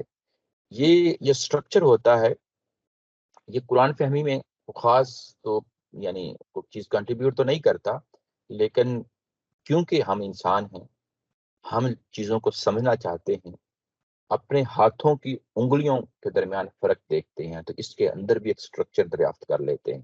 ہمارے اندر اللہ تعالیٰ کی ذات نے عقل رکھی ہے، ہمارے ہاتھوں کے درمیان بھی کچھ جو ہے نا نشانات لگے ہوئے ہیں، وہاں پہ بھی ایک سٹرکچر دریافت کر لیتے ہیں۔ ایک پتا اٹھاتے ہیں، اس پتے کے اندر بھی ایک سٹرکچر دریافت کر لیتے ہیں۔ تو جب اس خالق کائنات کی ہم آیات کو پڑھنے جائیں گے تو اگر ہمیں بھی وہاں پہ کوئی ایسی چیز مل جاتی ہے تو ہمیں جو چیز باہر نظر آتی ہے وہ چیز، وہی سٹرکچر ہمیں قرآن مجید کے اندر نظر آتا ہے۔ یعنی یہ ایک خوبصورتی کا پہلو ہے۔ یہ یوں کہہ لیں کہ ایک جو انسان کی حصے جمالیات ہے، ایستھیٹک سینس ہے، یہ اس چیز کو پروموٹ کرتی ہے۔ یہ چیز یعنی انسان جب یہ چیز دریافت کر لیتا ہے تو اش کر اٹھتا ہے۔ وہ اللہ کے اس کلام کے ساتھ جڑنے کے دسیوں پہلو ہو سکتے ہیں۔ جب وہ ان چیزوں کو دریافت کرتا ہے تو اس کے اندر کیوریوسٹی ہوتی ہے، وہ اس کی جمالیات کی جو حصے جمالیات ہے اس کی ایک سیٹسفیکشن ہوتی ہے۔ یعنی یہ کہیں کہ یہ کیا حقیقتاً قرآن مجید کو سمجھنے میں کوئی مدد ملتی ہے، ایسی کوئی چیز نہیں ہے۔ یعنی یہ پہلو بھی آپ لوگوں کے سامنے رہنا چاہیے۔ یہ ساری چیز میں آپ کے سامنے رکھی ہے، یہ ساری چیز کا لب لباب بتانا مطلب یہی تھا۔ اس کی ایک واضح جو ایگزامپل ہے پورے قرآن مجید کے اندر وہ آیت الکرسی ہے، اسی پیلنڈروم سٹرکچر کی۔ جب ہم وہاں جائیں گے، وہاں پڑھیں گے تو ہم اس کو بھی دیکھیں گے۔ یہ ایک جگہ نہیں ہے بلکہ قرآن مجید کے اندر یہ کئی ایک جگہ پہ یہ آئے گا۔ تو میں کوشش کروں گا کہ ان تمام جگہوں پہ یہ چیزوں کو ہم دیکھنے کی کوشش کریں۔ ہم قرآن مجید کا جو اسلوب ہے، جو اس کی خوبصورتی کے پہلو ہیں، جو لٹریچر کے پہلو سے ہیں، میں ان کو بھی نمایاں کرتے ہوئے آگے بڑھ رہا ہوں۔ اسی کے ساتھ یہ جو ہمارا آج کا جو پیراگراف تھا یہ ختم ہوا ہے۔ اگلا جو پیراگراف ہے، جو اگلی چیز ہے، اس کے لیے میں لفظ استعمال کرتا ہوتا ہوں، آپ کوئی اور کر سکتے ہیں، یہ ہے سپلیمنٹس۔ یہ کیا چیز ہوتی ہے؟ یعنی جو اوپر کور پیراگراف ہوتا ہے اس سے متعلق کوئی چیزیں ہوتی ہیں، یعنی وہ کیا چیزیں ہوتی ہیں؟ یعنی یا تو سوالات ہو سکتے ہیں، سوالوں کے جواب دیے ہوتے ہیں، یا مخاطبین کے کوئی رویے ہوتے ہیں جن کو قرآن مجید زیر بحث لے آتا ہے، یا کوئی ایسا پہلو ہوتا ہے اس پیراگراف کے اندر جو اوپر ہم نے پڑھا ہوا ہے، اس سے کوئی متعلقہ کوئی چیز ہے۔ تو جب ہم اس کو دیکھتے ہیں، اب سٹارٹ کرتے ہیں، تو یہ کون سا پہلو ہے وہ بھی ہمارے سامنے آ جاتا ہے۔ یہ جو اگلی بات جو شروع ہونے والی ہے، یہ تقریباً یوں کہہ لیں کہ اس پارہ کے آخر تک چلے گی، یعنی یہ آگے تھوڑی آیات ہوں گی، لائک میرا خیال ہے کہ 7-8 آیتیں ہیں، جس کے بعد یہ پارہ ختم ہو جائے گا، تب تک یہی مضمون جو ہے چلے گا۔ اور وہ مضمون کیا ہے؟ وَوَصَّى بِهَا إِبْرَاهِيمُ بَنِيهِ وَيَعْقُوبُ، اور اسی دین کی نصیحت ابراہیم نے اپنے بیٹوں کو کی تھی۔ کس دین کی؟ یعنی جس دین سے تم منہ موڑ رہے ہو، یہی تھا بات ہے نا، وَمَن يَرْغَبُ عَن مِّلَّةِ إِبْرَاهِيمَ، اسی دین کی نصیحت جو ہے وہ ابراہیم علیہ السلام نے اپنے بچوں کو کی تھی، ملت ابراہیم کی نصیحت کی تھی جس سے تم منہ موڑ رہے ہو۔ یہاں پہ جو ہا آیا ہے، ہا کیا چیز ہے؟ یہ پروناؤن ہے۔ یہ پروناؤن کس کے لیے استعمال ہوا ہے؟ یہ اسی کے لیے استعمال ہوا ہے، ملت ابراہیم کے لیے استعمال ہوا ہے، ابراہیم کے دین کے لیے استعمال ہوا ہے۔ پہلے ترجمہ کر لیتے ہیں، یعنی اسی کی وصیت کی تھی ابراہیم نے اپنے بچوں کو، بیٹوں کو، اور یعقوب نے بھی ایسے ہی کیا تھا۔ واؤ اور واؤ کے بعد یعقوب آیا ہے، یعنی یعقوب نے بھی اپنے بیٹوں کو اسی چیز کی نصیحت کی تھی۔ یا بنی، یا انہوں نے کیا نصیحت کی تھی؟ یہ نصیحت کی تھی کہ اے میرے بچوں، اے میرے بیٹو، ان اللہ اصطفی لکم الدین فلا تموتن الا وانتم مسلمون۔ اے میرے بیٹو، اے میرے بچوں، یہ کہ میں نے چن لیا، یعنی اللہ نے چن لیا تمہارے لیے، لکم تمہارے لیے، الدین ایک ہی دین کو چن لیا، دین کو چن لیا۔ اب یہاں پہ جو دین لایا گیا ہے، پیاس صاحب نے سوال کیا تھا دین اور مذہب میں کیا فرق ہے۔ قرآن مجید جس خوبصورتی کے ساتھ چیزوں کو آپس میں لنک کرتا ہوا آگے بڑھتا ہے، یہاں پہ آیا تھا بیہا وسا بیہا۔ اب ہا کیا چیز تھی؟ وہ ہم نے کہا پیچھے ملت ابراہیم ہے، تو الدین کہہ کے اس کو کھول دیا، یعنی اب یہ کہیں کہ ملت ابراہیم اور الدین کو دو چیزیں نہیں ہیں، ایک ہی چیز کا نام ہے۔ قرآن مجید نے جب خود کھول دیا ہے تو ہمیں واضح ہو گیا کہ اب یہ وہی دین ہے جو پیغمبروں کو دین دیا جاتا ہے، جو نبیوں کو دین دیا جاتا ہے۔ ملت ابراہیم بھی وہی چیز ہے اور الدین بھی وہی چیز ہے، اس میں کوئی فرق نہیں ہے۔ ایسے ہی جب ہم مذہب کہیں گے تو ہمیں معلوم ہوتا ہے کہ یہ پیغمبروں کی دی ہوئی ہدایت کا نام ہے، تو وہ مذہب، دین ہو، مذہب ہو یا ملت ابراہیم ہو، ایک ہی بات ہے، اس میں کوئی فرق نہیں ہوتا۔ فلا تموتن، اور تم نے نہیں مرنا، لا نہیں مرنا، تموتن تم سب نے، یعنی تمہیں موت نہ آئے، تم نے نہیں مرنا، سوائے اس کے، الا سوائے اس کے، وانتم مسلمون، یہ کہ تم مسلمان ہو، یعنی تم نے مسلمان ہی رہنا ہے اپنی آخری زندگی تک۔ اب ہم اس کو تفصیل دیکھ لیتے ہیں۔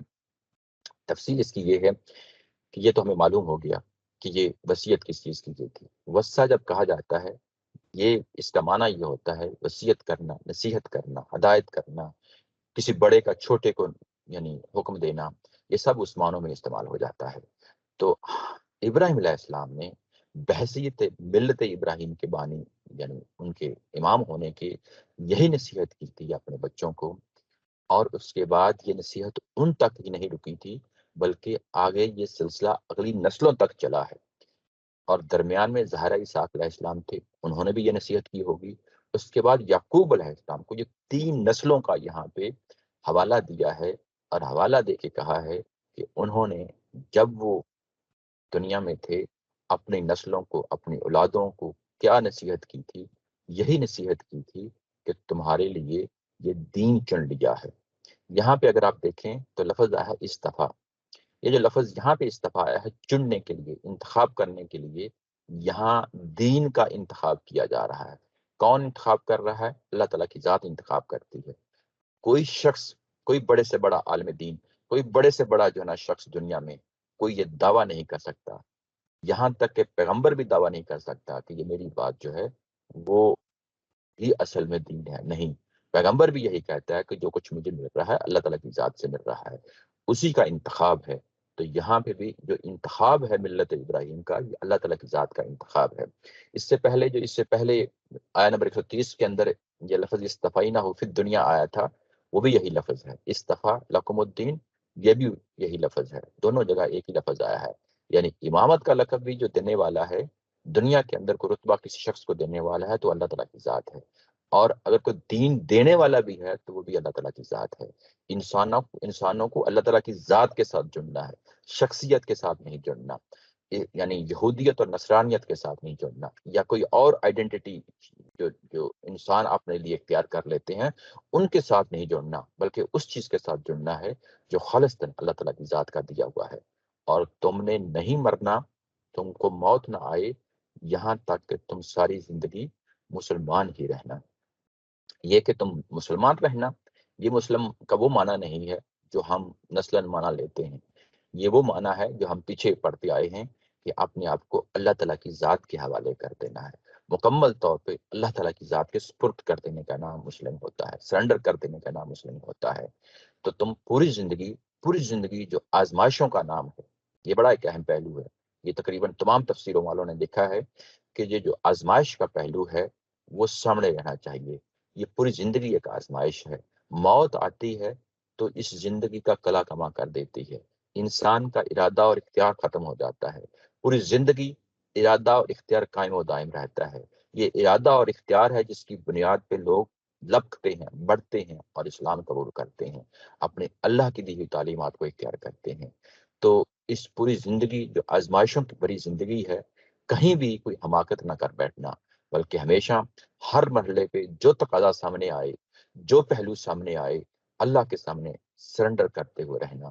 یہاں پہ بھی ظاہر بیک گراؤنڈ جو ہے وہ یہی بتایا جا رہا ہے کہ تمہارے یہ باوجداد جو بنی اسرائیل کے باوجداد ہیں، حضرت یعقوب علیہ السلام ہوں، حضرت اسحاق علیہ السلام ہوں، حضرت ابراہیم علیہ السلام ہوں، وہ تو یہ کہہ رہے ہیں کہ پوری زندگی اس مذہب پہ قائم و دائم رہنا۔ اس سے پہلے اگر آپ دیکھیں تو یہاں پہ جو خاتمہ آیت کا ہو رہا ہے وَأَنْتُمْ مُسْلِمُونَ، اس کا جو خاتمہ ہے یہ بھی سامنے رہنا چاہیے۔ اس سے جو پچھلی آیت تھی 131، وہاں پہ جو خاتمہ ہوا تھا اسلمت لرب العالمین، وہاں ابراہیم علیہ السلام ہیں جو اپنے آپ کو سرنڈر کر رہے ہیں، اور یہاں پہ پوری کی پوری 3 نسلیں ہیں جو اپنے آپ کو سرنڈر کر رہی ہیں۔ وَأَنْتُمْ مُسْلِمُونَ وہی پہلو ہے جو آیا 131 کے سامنے آیا تھا۔ اب یہ جو بات کہی گئی تھی، ایک خاص بات کہی گئی تھی کہ تم پوری زندگی اسی پہ قائم و دائم رہنا، اس سے منہ نہ موڑنا، پوری زندگی اللہ کے حوالے کیے رکھنا۔ اب اس کو کھولا ہے آیا نمبر 133 میں جا کے، اگلی آیا کے اندر، ام کنتم شہداء اذ حضر یعقوب الموت، کیا تم اس وقت حاضر تھے؟ شہداء شہید کی جمع، شاہد کی جمع ہوتی ہے، شہید کی جمع ہوتی ہے، اس کا مطلب تو گواہ، جو آنکھوں دیکھا کوئی چیز دیکھ رہا ہو۔ تو یہ کہ تم اس وقت وہاں حاضر تھے، گواہ کے طور پہ حاضر تھے، جب از حضر، جب حاضر ہوئی موت یعقوب پہ، یعنی جب یعقوب علیہ السلام موت کے قریب پہنچ رہے تھے، دنیا سے رخصت ہو رہے تھے، نیچے ترجمہ کیا جب یعقوب اس دنیا سے رخصت ہو رہا تھا، وہ ایک بار محاورہ ترجمہ ہے، لفظی یہ کہ جب موت حاضر ہوئی یعقوب کے، تو اس کالا ای بنی ہی، تو انہوں نے کہا اپنے بچوں کو، بیٹوں کو، ما تعبدون من بعدی، میرے بعد کس کی عبادت کرو گے؟ کالو، ان سب نے یک زبان ہو کر کہا تھا، نعبدو، ہم عبادت کرتے ہیں الہ کا، آپ کے الہ کی، و الہ آبائی کا، آپ کے آباء و اجداد کے الہ کی۔ ابراہیم جو آباء و اجداد ہیں ان کو یہاں پہ خاص طور پہ بیان کیا ہے، کیونکہ 3 نسلوں کا معاملہ ہے، ابراہیم، اسماعیل اور اسحاق، اور اس کے بعد کہا گیا کہ ہم ایک ہی الہ کی عبادت کرتے ہیں، وَنَحْنُ لَهُ مُسْلِمُونَ، اور ہم سب جو ہیں وہ اسی کے لیے مسلم ہیں، اسی اللہ کے لیے مسلم ہیں، سرنڈر کرنے والے۔ دیکھتے ہیں کیا ہے یہاں سوالیہ انداز سے جو ہے بات لائی جا رہی ہے، یہ ایک سٹرکچر ہوتا ہے، سوری ایک اسلوب ہوتا ہے، سٹائل ہوتا ہے زبان کا، جب اس طریقے سے سوالیہ انداز میں بات کی جاتی ہے، اور خاص طور پہ جب عرب اردو میں جب یہ قرآن مجید نازل ہو رہا تھا تو یہ ایک توجہ دلانے کے لیے ہوتا ہے، لوگوں کو کان کھڑے کرنے کے لیے اسلوب ہوتا ہے کہ جو بات کہی جا رہی ہے بڑی امپورٹنٹ ہے، سوالیہ انداز میں کہی جا رہی ہے، اس کا جو جواب ہے وہ ظاہر ہے اسی کے اندر موجود ہوتا ہے۔ تو کیا تم جو اس وقت موجود تھے جب یعقوب جو ہے نا وہ اس دنیا سے رخصت ہو رہے تھے؟ یہ کون سا پہلو ہے جو پچھلی آیا کے اندر موجود ہے؟ وہ یہی کہا تھا نا ابراہیم علیہ السلام نے اور یعقوب نے تم نہ مرنا، یہ کہ تم پوری زندگی اسی اسلام پہ قائم و دائم رہنا، اس کی ایک ایگزامپل ہے جس کو آگے کھول دی ہے۔ قرآن مجید کا یہ خوبصورتی کا یہ پہلو ہے کہ پہلے ایک بات کو وہ جب بات کرتا ہے تو پہلے اس کو سمرائز کر کے بیان کرتا ہے، اس کے بعد اس کو کھولتا ہے، خود کھولتا ہے۔ یہی تو قرآن مجید جس کو کہتا ہے کہ میں مبین ہوں، میں واضح کرتا ہوں چیزوں کو، وہ واضح کرنے کا پہلو ہے وہ جو سامنے ہمیں آتا ہے۔ یعنی پہلے ایک بات کو یعنی اس کو مضبوطی کے ساتھ باندھ دیتا ہے کہ بات یہ ہے، یوں ہی اس کو کہتا ہے کہ یہ بات یہ ہے، تو اس کے بعد پھر اس کو کھولتا ہے۔ اس کو کھولا ہے آیا نمبر 133 میں۔ وہ کیسے کھولا ہے کہ وہی جو بات پہلے کہی تھی کہ تمہیں پوری زندگی اسلام پہ قائم و دائم رہنا، موت تک جو ہے نا تم اپنے پگوڑے سے لے کے مہد سے لے کے لحد تک، پگوڑے سے لے کے قبر تک جو ہے نا اسی پہ قائم و دائم رہنا، اس کی ایگزامپل ہے یہاں پہ انہی سے متعلق جو اوپر والے افراد ہیں کہ جب یعقوب علیہ السلام دنیا سے جا رہے تھے تو اب یہاں پہ چوتھی نسل ہے، یہ بھی یاد رکھیں۔ یعنی پہلی نسل جو پہلی آیا کہ اس کے اندر ابراہیم علیہ السلام ہیں، اس کے بعد اسحاق ہیں، یعقوب ہے، ٹھیک ہے نا۔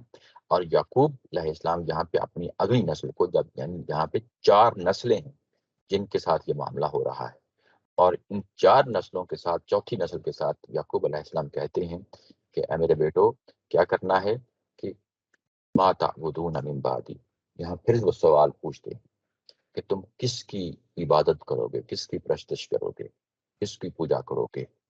یہاں پہ ما لایا گیا ہے، من نہیں لایا گیا۔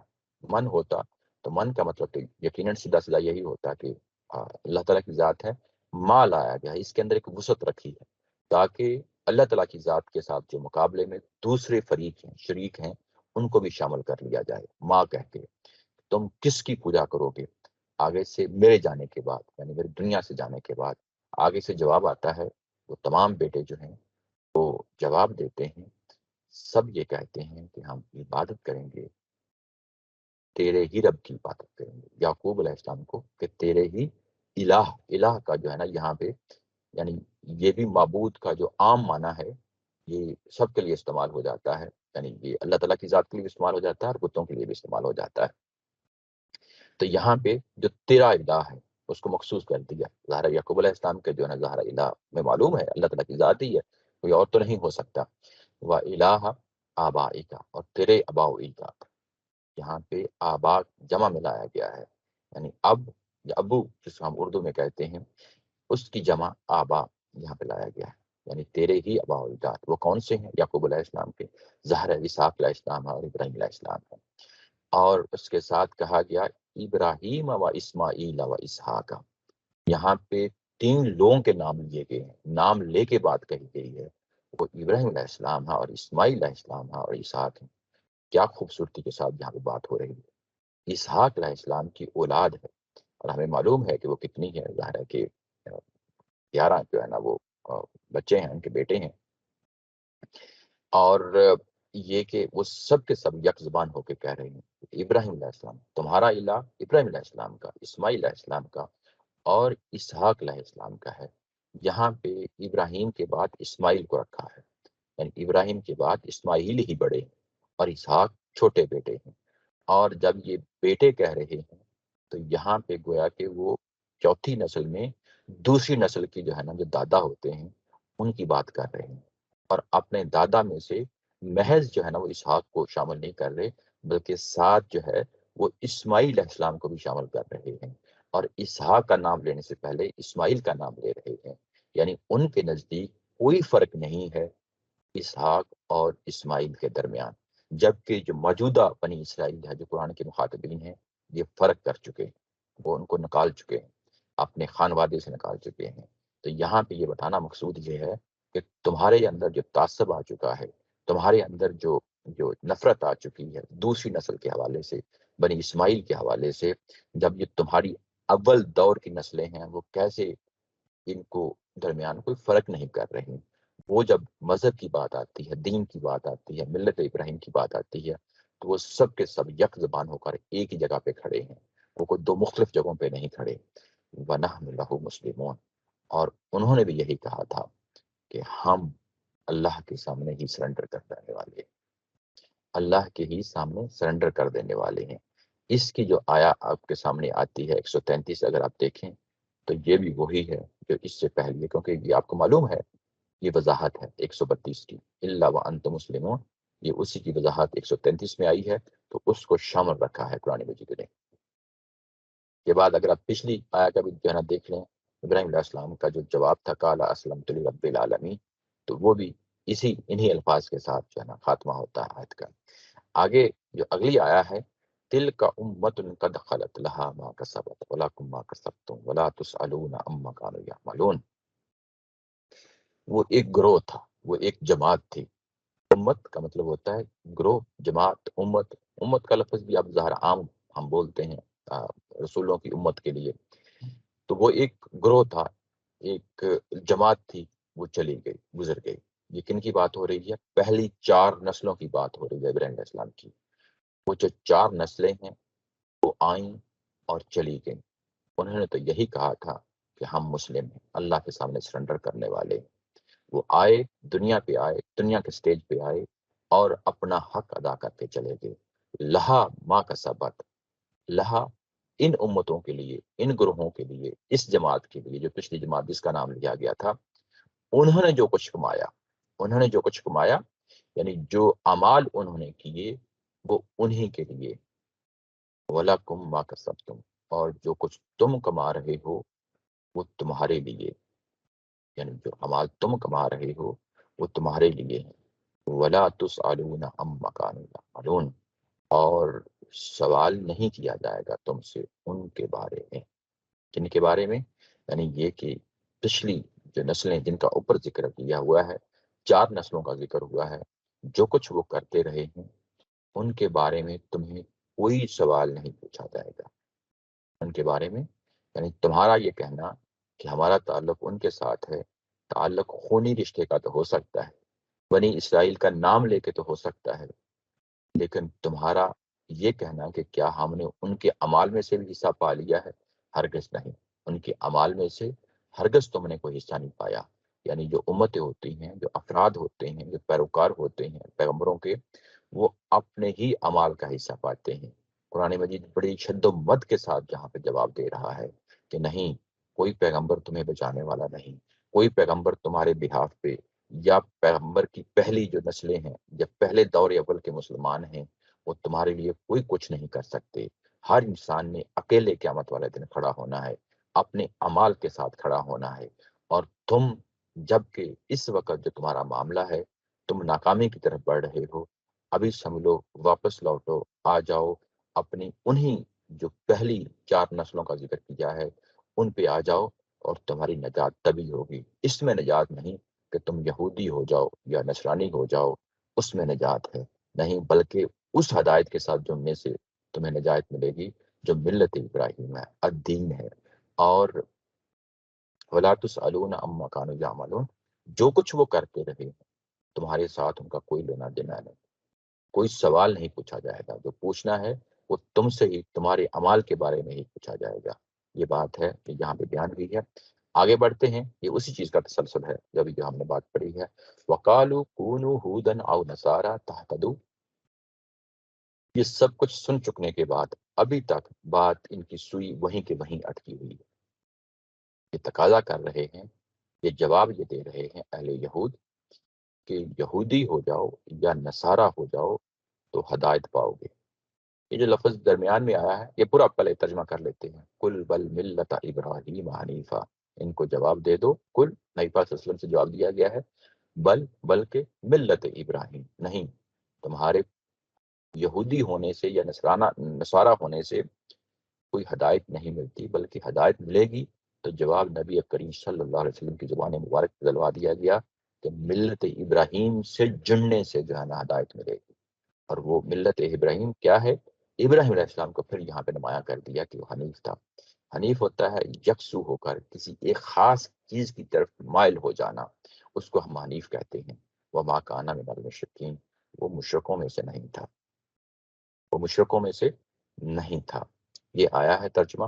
آپ اس کو مزید یہ کہ یہ سب کچھ سن چکنے کے بعد سٹل یہی تقاضا کر رہے ہیں کہ یہودی ہو جاؤ، نصارہ ہو جاؤ، تہتدوا، یہاں پہ لفظ آیا تہتدو، ہدایت کا لفظ، یعنی اسی سے ورب ہے ہدایت، یعنی نجات پانا، کسی راستے پہ چلتے رہنا۔ تو یہ راستے پہ چلنے کی کون سی بات ہے؟ یعنی یہ یہودیوں کا راستہ اس پہ چلو، نصارہ کا راستہ اس پہ چلو۔ یہ او جو درمیان میں آیا ہے، اس کا بعض اوقات جس کو ہم لف و نشر کہتے ہیں اس کے لیے بھی استعمال ہو جاتا ہے۔ تو یہاں پہ کیا مطلب ہے؟ یہودی ہو جاؤ تو پھر تمہیں نجات ملے گی، تو یہ یہودیوں کا قول ہے۔ اور ایسے ہی نصارہ لوگوں کا قول ہے، جو عیسائی ہیں ان کا قول ہے کہ عیسائی ہو جاؤ تو پھر نجات ملے گی۔ یعنی دونوں کے بیانات آپس میں نہیں ملتے۔ کہنا تو یہی چاہیے تھا کہ یہودی اور عیسائی ان میں سے کوئی بھی اختیار کر لو، ایسی بات نہیں ہے، یہ ہم پیچھے پڑ آئے ہیں۔ او جو ہے یہ بعض اوقات لف و نشر مطلب یہ ہے کہ یہ یہودیوں کے لیے یہودی بات اور نصارہ کے لیے نصارہ کی بات۔ یعنی یہ کہ یہودی کہتے ہیں یہودی ہو جاؤ، اور نصارہ کہتے ہیں نصارہ ہو جاؤ، حالانکہ دونوں ایک دوسرے کو غلط سمجھتے ہیں، دونوں ایک دوسرے کو یعنی تکفیر کرتے ہیں۔ اچھا، ہدایت پاؤ گے، آگے سے جواب ملتا ہے کل بل ملت ابراہیم۔ جواب یہ ملتا ہے کہ نہیں، ہدایت اگر پانی ہے، نجات اگر پانی ہے تو وہ ملت ابراہیم کو اختیار کرنے سے پانی ہے، اور وہ ابراہیم علیہ السلام ہیں جو مشرکوں میں سے نہیں تھے۔ یہاں پہ ایک لفظ ہے جو حذف ہوا ہے، ملتا، یعنی اس سے پہلے کوئی ورب ہے، وہ ورب ترجمے میں کھول دیا ہے اختیار کر لو، ملت ابراہیم۔ یہ جو حذف ہوتا ہے یہ بھی یاد رکھیں، یہ بھی بڑی خوبصورتی ہوتی ہے۔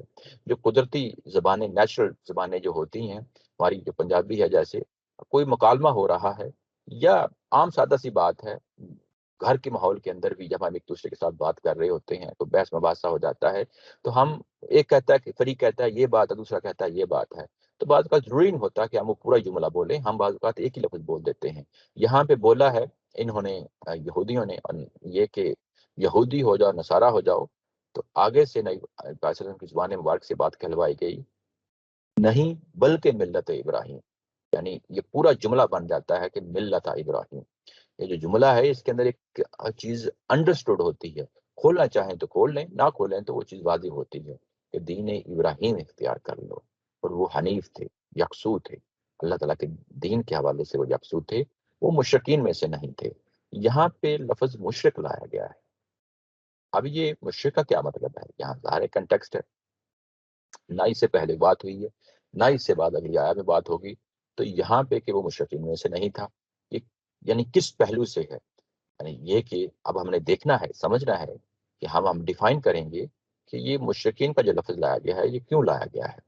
تو یہ مضمون پہلے گزر چکا ہے، یعنی قرآن مجید کا جو پیچھے مضمون ہوتے ہیں، نظم یہی ہوتا ہے، اسی کو ہم نظم کہتے ہیں کہ جو چیزیں پیچھے پڑے ہوتے ہیں وہ بھی آپ کے سامنے رہیں۔ یہ مضمون پیچھے گزر چکا ہے۔ آیت نمبر 116 میں ہم جاتے ہیں تو جا کے دیکھتے ہیں وہ کیا مضمون ہے۔ وہ مضمون یہ ہے کہ اگر آپ یہاں پہ دیکھیں تو یہاں پہ 116 میں کہا گیا ہے وَقَالُوا اتَّخَذَ اللَّهُ وَلَدًا۔ یہ کہتے ہیں کون؟ عیسائی اور یہودی کہتے ہیں کہ اللہ نے بیٹا اختیار کر لیا۔ عیسائی کیوں کہتے ہیں؟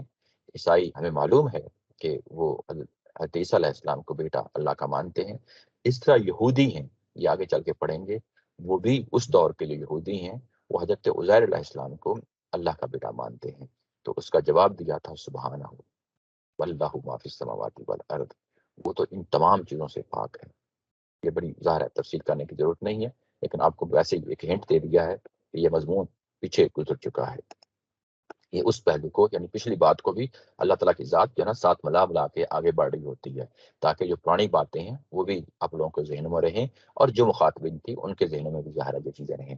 اس کے بعد قولوا آمنا باللہ وما انزل الینا وما انزل الی ابراہیم واسماعیل واسحاق ویعقوب والاسباط وما اوتی موسیٰ وعیسیٰ وما اوتی النبیون من ربهم لا نفرق بین احد منهم ونحن له مسلمون۔ اب یہاں پہ اگر آپ دیکھیں تو پہلے نبی پاک صلی اللہ علیہ وسلم کی زبان مبارک سے جو الفاظ کہلوائے گئے تھے کہ نہیں، ملت ابراہیم کے ساتھ جڑیں، میں بھی اسی کے ساتھ جڑ رہا ہوں، اور آپ کو بھی یہی دعوت دیتا ہوں، کیونکہ آپ کے اباء و اجداد بھی ملت ابراہیم کے ساتھ جڑے تھے، یعقوب علیہ السلام ہوں، اسماعیل علیہ السلام ہوں، اسحاق علیہ السلام ہوں، میں بھی اسی کے ساتھ جڑ رہا ہوں، اور آپ کو بھی اسی چیز کی دعوت دے رہا ہوں کہ تم بھی اسی کے ساتھ جڑو۔ قولوا آمنا، اس کے بعد صحابہ اکرام کی زبان سے کہلوایا گیا ہے، یعنی جو بات اوپر کہی گئی تھی اب اس کے ساتھ صحابہ اکرام کھڑے ہو گئے ہیں، قولو آمنا، تم سب کہو، ان اہل یہود کے سامنے سب مل کے کہو آمنا باللہ، ہم ایمان لے آئے، ہم نے اقرار کر لیا، اللہ پہ ایمان لے آئے، وما انزل الینا، جو کچھ ہم پہ نازل ہو رہا ہے، وما انزل الی ابراہیم و اسماعیل و اسحاق و یعقوب، اور جو کچھ نازل ہوا ابراہیم، اسماعیل، اسحاق، یعقوب اور ان کی قبیلوں پہ، بل اسباط یہ ان کے قبیلے ہیں۔ اسباط ہوتا ہے سبت کی جمع ہے، اسباط سبت، سبت کہتے ہیں پوتے کو یا نواسے کو، اور اسی سے جمع اسباط بنی ہے۔ جب یہ جمع کے لفظ آتا ہے تو یہ قبیلے کے لیے لفظ استعمال ہو جاتا ہے، قبیلے کے لیے یہ لفظ استعمال ہو جاتا ہے۔ عربوں کے ہاں یہ لفظ استعمال ہوتا تھا، وہ قبائل ہی، قبیلہ یا قبائل کا لفظ استعمال ہوتا ہے۔ بنی اسرائیل میں کیونکہ یہ خاص قبیلوں سے تعلق رکھتے تھے جو حضرت یعقوب علیہ السلام کی نسل سے آگے چلے ہیں، وہ جو 11 قبیلے چلے ہیں، وہ ہر جو لڑکے کی اولاد سے آگے نسلیں چلی ہیں وہ ظاہرہ یہاں تک پہنچتے پہنچتے بے شمار ہو گئی تھی۔ تو وہ جو ابتدائی دور کے جو لوگ ہیں ان کی ذکر ہو رہا ہے کہ جو کچھ بھی ان پہ، جو پہلی نسلیں ہیں، جو ان پہ نازل ہوا، یعقوب پہ نازل ہوا، اسحاق پہ نازل ہوا، اسماعیل پہ نازل ہوا، ابراہیم پہ نازل ہوا، اور جو اس وقت نازل ہو رہا ہے، ہم سب پہ ایمان لا رہے ہیں۔ وما اوتی موسیٰ و عیسیٰ، اور جو کچھ دیا گیا موسیٰ اور عیسیٰ کو دیا گیا، اور وما اوتی النبیون، اور جو باقی نبیوں کو دیا گیا، ہم وہ سارا کا سارا جو ہے میرے ربہم، یہ اللہ تعالیٰ کی ذات کی طرف سے ہی آیا تھا، رب تمہارے رب ہی کی طرف سے آیا تھا، ان کے رب ہی کی طرف سے آیا تھا۔ لا نفرق بین احد منہم، اور ہم ان میں سے کسی کے درمیان بھی فرق نہیں کرتے، کسی کے درمیان بھی فرق نہیں کرتے، یہ کہ کسی کو مانتے ہیں اور کسی کو نہیں مانتے، کسی کی تکذیب کرتے ہیں اور کسی کو تسلیم کرتے ہیں، نہیں، ایسا نہیں، بلکہ ہم سب کے ساتھ ایک ہی معاملہ کرتے ہیں، ایک ہی جگہ پہ کھڑے ہوتے ہیں۔ وہ سب کے سب اللہ کے انبیاء تھے، اللہ کے رسول تھے، ان میں ہم کوئی فرق نہیں کرتے ہیں۔ وَنَحْنُ لَهُ مُسْلِمُونَ، اور ہماری اپنی کیا پوزیشن ہے، ہم بھی اسی جگہ پہ کھڑے ہو کے بات کر رہے ہیں جو بنی اسرائیل کی ابتدائی دور کے لوگ جو ہے نا وہ کہہ رہے تھے، 4 نسلیں کہہ رہی تھیں۔ اس سے پہلے جو آیا نمبر 131، 132، 133 کا جو خاتمہ ہوا تھا، وہ یہاں پہ آیا نمبر 136 میں بھی وہی خاتمہ ہو رہا ہے، وَنَحْنُ لَهُ مُسْلِمُونَ، ہم سرنڈر کر چکے ہیں، ہم سرنڈر کر چکے ہیں۔ یہاں ایک تو باتیں میں آپ کے سامنے رکھتا ہوں، وہ کیا ہیں؟ وہ یہ کہ دیکھیں جو کچھ ہم پہ نازل ہو رہا ہے، نازل تو رسول اللہ صلی اللہ علیہ وسلم پہ نازل ہو رہا ہے۔ یہ کہہ رہے ہیں کہ جو کچھ ہم پہ نازل ہو رہا ہے، مطلب یہ کہ جو ہمارے نبی پہ نازل ہو رہا ہے۔ ایسے ہی جب یہ کہیں گے کہ اسباط پہ کیا نازل ہوا تھا، اسباط تو نبی نہیں تھے نا، قبائل خود تو نبی نہیں تھے، یہ بالکل اسی طریقے سے جو ہے نا وہ جس طرح ان پہ نازل ہوا تھا، یعنی اسباط پہ، قبائل پہ نازل ہوا تھا، وہ کیا نازل ہوا تھا، یہ بالکل اسی طرح کا جو ہے نا یہاں پہ اسی جوڑ کا جملہ ہے، آمنا باللہ وما انزل علینا، جو ہم پہ نازل ہو رہا ہے، مطلب یہ کہ جو ہمارے رسول پہ نازل ہو رہا ہے۔ تو اسباط پہ تو کوئی ایسی چیز نازل نہیں ہوئی تھی، وہ وہی چیزیں نازل ہوئی تھیں جو یعقوب پہ، اسحاق پہ، اسماعیل پہ اور ابراہیم علیہ السلام پہ نازل ہوئی تھیں۔ اس سے یہ چیز واضح ہو جائے۔ دوسرا ایک اور پہلو ہے یہاں پہ، وہ یہ ہے کہ انزل علینا، ہم پہ نازل ہو رہا ہے، اور اس کے بعد اوتی موسیٰ و عیسیٰ، یہ فرق کیوں کر دیا گیا قرآن مجید نے؟ یعنی پہلوں کے لیے تو انزلہ کا لفظ لایا گیا، نازل کرنا، اور آگے چل کے اوتیا یعنی دیا گیا، تو یہ فرق کیوں کر دیا گیا؟ یعنی یہ ظاہر جب یہ فرق آتا ہے تو ہمیں یہ سمجھنے کی کوشش کرنی چاہیے، دونوں میں کوئی فرق نہیں ہے لفظی طور پہ، لیکن ظاہر ہے کہ کیونکہ لفظ لائے گئے ہیں تو یہاں جس چیز کو نمایاں کرنا ہے وہ یہ ہے، تو یہ یہودیوں کے لیے تورات ہے، عیسائیوں کے لیے اس وقت انجیل ہے۔ جو اس وقت جو مخاطبین ہیں ان کو نمایاں کرنا ہے کہ جو کچھ اس وقت تمہارے پاس تورات اور انجیل کی صورت میں ہے، جو موسیٰ اور عیسیٰ کو دی گئی تھی، وہ بھی ظاہر نازل ہوئی تھی، اور جو باقی نبیوں کو دیا گیا، باقی نبیوں کو یعنی اسی بنی اسرائیل کے باقی نبیوں کو جو صحیفے دیے گئے، ان کی یہاں پہ بات ہو رہی ہے، اور یہ کہ ہم ان سب کے درمیان کوئی فرق نہیں کرتے۔ آگے ایک آیا پڑھ لیتے ہیں، وہ اسی سے متعلقہ ہے۔ فَإِنْ آمَنُوا بِمِثْلِ مَا آمَنْتُمْ بِهِ، اگر یہ لوگ ایمان لاتے ہیں جیسا کہ تم ایمان لائے ہو، یہاں مثل لفظ لایا گیا ہے، مثل یعنی بالکل وہی، اسی طریقے سے ہو بہو، اگر تم ایمان لے آؤ اسی طریقے سے جیسے کہ یہ ایمان لے کے آئے ہیں، یہ جو ایمان لے کے آئے ہیں، یہ کون سا ایمان لے کے آئے ہیں؟ وہی ایمان لے کے آئے ہیں ابراہیم، اسماعیل، اسحاق اور یعقوب والا۔ اگر یہ لوگ بھی وہی ایمان قبول کر لیتے ہیں جیسا کہ تم ایمان لے کے آئے ہو، تو فقد اہتدوا، تو یہ ہدایت پاتے ہیں۔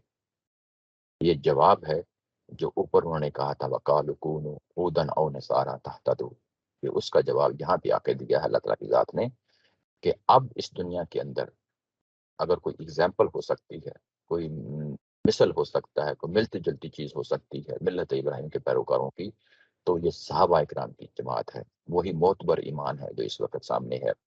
ان پہ جس طرح تم ایمان لے آئے ہو، اگر یہ بھی ایمان لے آتے ہیں تو پھر ان کا ایمان جو ہے یہ ہدایت پہ ہے۔ وَإِن تَوَلَّوْا، اور اگر یہ منہ موڑتے ہیں، فَإِنَّمَا هُمْ فِي شِقَاقٍ، تو یہ ضد پر ہے، تو یہ ضد پر ہے یعنی مخالفت پر ہے۔ فَسَيَكْفِيكَهُمُ اللَّهُ وَهُوَ السَّمِيعُ الْعَلِيمُ، تمہارے لیے تمہارا اللہ کافی ہے، وہ سنتا ہے، سمیع وہ سنتا ہے، وہ علیم ہے۔ یہ بہت اہم آیا ہے یہاں پہ کچھ چیزیں ہیں میں آپ کے سامنے رکھ دیتا ہوں، وہ کیا ہیں؟ یہ کہ یہاں پہ جو ایمان لانے کی بات ہو رہی ہے وہ کون سا ہے؟ یہ صحابہ کرام نے جس چیز کا یہاں پہ دعویٰ کیا ہے وہ یہی کیا ہے کہ ہمارے اوپر جو اس وقت نازل ہو رہا ہے اور جو اس سے پہلے نازل ہو چکا ہے، ابراہیم پہ، اسماعیل پہ، اسحاق پہ، یعقوب پہ اور اسباط پہ، موسیٰ پہ اور عیسیٰ پہ اور دوسرے نبیوں پہ، ہم سب کو مان رہے ہیں، ان میں کسی کے درمیان کوئی فرق نہیں کر رہے ہیں۔ کیوں نہیں کر رہے ہیں؟ تو وہ سارا کا سارا من ربی ہے، سارا کا سارا جو ہے نا رب کی طرف سے آیا ہے۔ اور احد منہم یہاں پہ لفظ لایا گیا ہے کہ ہم ان کے درمیان کوئی فرق نہیں کرتے۔ کیوں نہیں فرق کرتے؟ کہ وہ سارے کے سارے ملت ابراہیم کے ساتھ جڑے ہوئے ہیں، ہم بھی ملت ابراہیم کے ساتھ جڑنے کا دعویٰ کر رہے ہیں۔ اور جب یہ دعویٰ کرتے ہیں تو یہ دعویٰ کرتے ہوئے یہ کہتے ہیں کہ ہم اپنے آپ کو اللہ کے سامنے سرنڈر کرتے ہیں، ہمارے اپنے اندر ایسی کوئی چیز بھی نہیں ہے جو ہم یہ کہیں کہ ہماری اپنی ہے، کوئی تہذیب نہیں ہے، کوئی کلچر نہیں ہے، کوئی فرقہ نہیں ہے، کوئی فرقہ واریت نہیں ہے۔ ہم سراپا اس اللہ کے حضور کھڑے ہیں، اس کے سامنے اپنے آپ کو سرنڈر کر رہے ہیں۔ جب ہم ایسے سرنڈر کرتے ہیں تو پھر ہم مسلم کہلاتے ہیں۔ یہاں ایک بڑا ہی اہم پہلو ہے جو آپ کے سامنے میں لانا چاہتا ہوں۔ یہ جو لوگ ہیں صحابہ اکرام، یہ مشرکین مکہ کی ظاہر اولاد ہیں، اس سے پہلے قبیلہ قریش ہے۔ یہ لوگ بھی دعویٰ کرتے ہیں کہ ہمارا تعلق ابراہیم علیہ السلام سے ہے، ہم اسماعیل علیہ السلام کی اولاد ہیں۔ صدیوں کے جو دور گزرا ہے اس میں دونوں کے درمیان، بنی اسماعیل کے درمیان اور بنی اسرائیل کے درمیان چپکلش رہی ہے، نفرت رہی ہے، آپس میں یعنی ہمیشہ تعلقات کو ٹھیک نہیں رہے ہیں۔ تو یہاں پہ جب صحابہ اکرام ایمان لے کے آئے ہیں تو گویا کہ وہ اپنی تمام قبائلی روایات کو توڑ کے آئے ہیں۔ یہ بڑی اہم چیز ہے یہاں پہ جو نمایاں کرنے کی یہاں پہ قرآن بیان کر رہا ہے۔ وہ سب قبائلی اپنی نفرتوں کو، تعصبات کو توڑ کے اس نبی پہ ایمان لے کے آئے ہیں۔ اور یہ اس نبی کا ایمان کون سا ہے؟ یہ نہیں کہا گیا تھا کہ ابراہیم اسماعیل کے بعد ڈائریکٹلی یہ نبی آ گئے ہیں، بلکہ یہ کہا گیا ہے کہ یہ نبی جو ہیں ابراہیم علیہ السلام کی دعا ہیں، اس کے بعد اسماعیل ہیں، اسحاق ہیں، یعقوب ہیں اور اسباط ہیں۔ یہ سارے راستوں سے گزر کے یہ مذہب آ رہا ہے جس کو ملت ابراہیم کہا جا رہا ہے۔ ان لوگوں نے تمام نفرتیں توڑ دی ہیں، تمام نفرتوں کے بت توڑ دیے ہیں، اور توڑنے کے بعد اللہ کے سامنے سرنڈر کیا ہے اور مانا ہے کہ بنی اسرائیل کے رسول بھی، انبیاء اور اسباط ہمارے اپنے لوگ تھے اور تم بھی ہمارے اپنے لوگ ہو۔ اب آ جاؤ، جیسے ہم جو ہے نا اس نسل کے ساتھ جڑ گئے ہیں، اس نسل کے ساتھ جڑ گئے ہیں، یعنی ہم ایک ہو گئے ہیں۔ یعنی بنی اسرائیل ہوں یا بنی اسماعیل ہوں، ہمارے درمیان کوئی پردہ حائل نہیں ہے۔ ہم نے سرنڈر کر دیا ہے اس اللہ کے حکم کے سامنے۔ ہماری بھی اپنی قبائلی روایات تھیں، ہم نے ان تمام روایات کو توڑ کر سامنے اللہ کے حضور کھڑے ہو گئے ہیں۔ آ جاؤ تم بھی، اپنے بتوں کو توڑ دو، اپنے تعصبات کو توڑ دو، اپنے یہودیت اور نصرانیت کی تمام نشانیوں کو توڑ دو اور آ جاؤ اس اللہ کے حضور جو ہے نا کھڑے ہو جاؤ، جیسے ہم کہہ رہے ہیں وَنَحْنُ لَهُ مُسْلِمُونَ، ایسے ہی تم کہو۔ اور یہ ایمان ہے صحابہ اکرام کا جو معتبر ٹھہرتا ہے۔ ہمارے لیے بھی ان کا ایمان معتبر ہے، اس لیے کہ اللہ تعالیٰ کی ذات نے یہاں مثال کے طور پہ پیش کیا ہے پہلی نسل کے سامنے پیش کیا، ہم تو کتنی نسلوں کے بعد آ رہے ہیں۔ اور اگر یہ منہ موڑتے ہیں تو شقاق کا معنی ہوتا ہے یعنی مخالفت، ضد، اناد، دشمنی، یہ سارے اس کے معنی ہوتے ہیں۔ لیکن یہاں پہ کون سا شقاق ہے جس کی بات کہی جا رہی ہے؟ یہ پہلے بات ہو چکی ہے آیت نمبر 130 کے درمیان، ہم وہاں جا کے اس کو دیکھتے ہیں۔ آیت نمبر 130 میں کیا چیز تھی؟ 130 میں کہا گیا تھا وَمَن يَرْغَبُ عَن مِّلَّةِ إِبْرَاهِيمَ إِلَّا مَنْ سَفِهَ نَفْسَهُ، یہ ملت ابراہیم سے منہ موڑنا ہے۔ اور وہاں کہا گیا تھا کہ ابراہیم سے منہ موڑنا یعنی وہ ابراہیم علیہ السلام جو دور اول کے ابراہیم علیہ السلام ہے۔ یہاں پہ جو بات کہی گئی ہے آ کے آیت نمبر، اگر آپ یہاں آیت نمبر 137 میں آ کے دیکھیں تو شقاق منہ موڑنا ہے۔ کیوں منہ موڑنا ہے؟ یہ صحابہ اکرام نے ملت ابراہیم کو اختیار کر لیا ہے، اور یہ عملاً اب اگزامپل بن کے کھڑے ہو گئے ہیں۔ منہ موڑو گے تو وہ اسی مقام پہ چلو جاؤ گے، ابراہیم سے بے رغبتی اختیار کرو گے۔ اور اس کے بعد کہا گیا کہ فَسَيَكْفِيكَهُمُ اللَّهُ، یہاں پہ نبی پاک صلی اللہ علیہ وسلم کو تسلی اور تشفی کا سامان ہے۔ یہ جملہ معترضہ ہے۔ یہاں پہ جملہ معترضہ پہلے ہم کئی دفعہ پڑھائے ہیں۔ جملہ معترضہ کیا ہوتا ہے کہ ایک بات چل رہی ہے، درمیان میں آ کے کوئی ایسی بات کر دی جاتی ہے جو اضافی بات ہوتی ہے، جو مضمون سے ڈائریکٹلی تعلق نہیں رکھتی۔ تو یہاں پہ جو اگلی آیت پڑھیں گے، اگلی دفعہ انشاءاللہ پڑھیں گے تو ہم دیکھیں گے کہ یہ درمیان میں جو ہے نا کیا چیز ہے، لیکن ظاہر ہے کہ اب یہاں آئی ہے تو ہم اس کو کھول دیتے ہیں۔ وہ کیا ہے؟ یہ نبی پاک صلی اللہ علیہ وسلم کے لیے تسلی اور تشفی کا سامان ہے۔ تسلی اور تشفی کا سامان یہ ہے کہ اللہ تمہارے لیے کافی ہے۔ ان لوگوں نے اپنا راستہ تو جدا کر لیا، ان لوگوں نے اپنا راستہ جدا کر لیا، یہ اب سے ہٹ گئے، یہ اب ملت ابراہیم سے بھی ہٹ گئے، یہ یہودی ہو گئے، یہ نصارہ ہو گئے، یہ مشرکین ہو گئے، یہ ساری چیزیں پیچھے بیان ہو گئی ہیں۔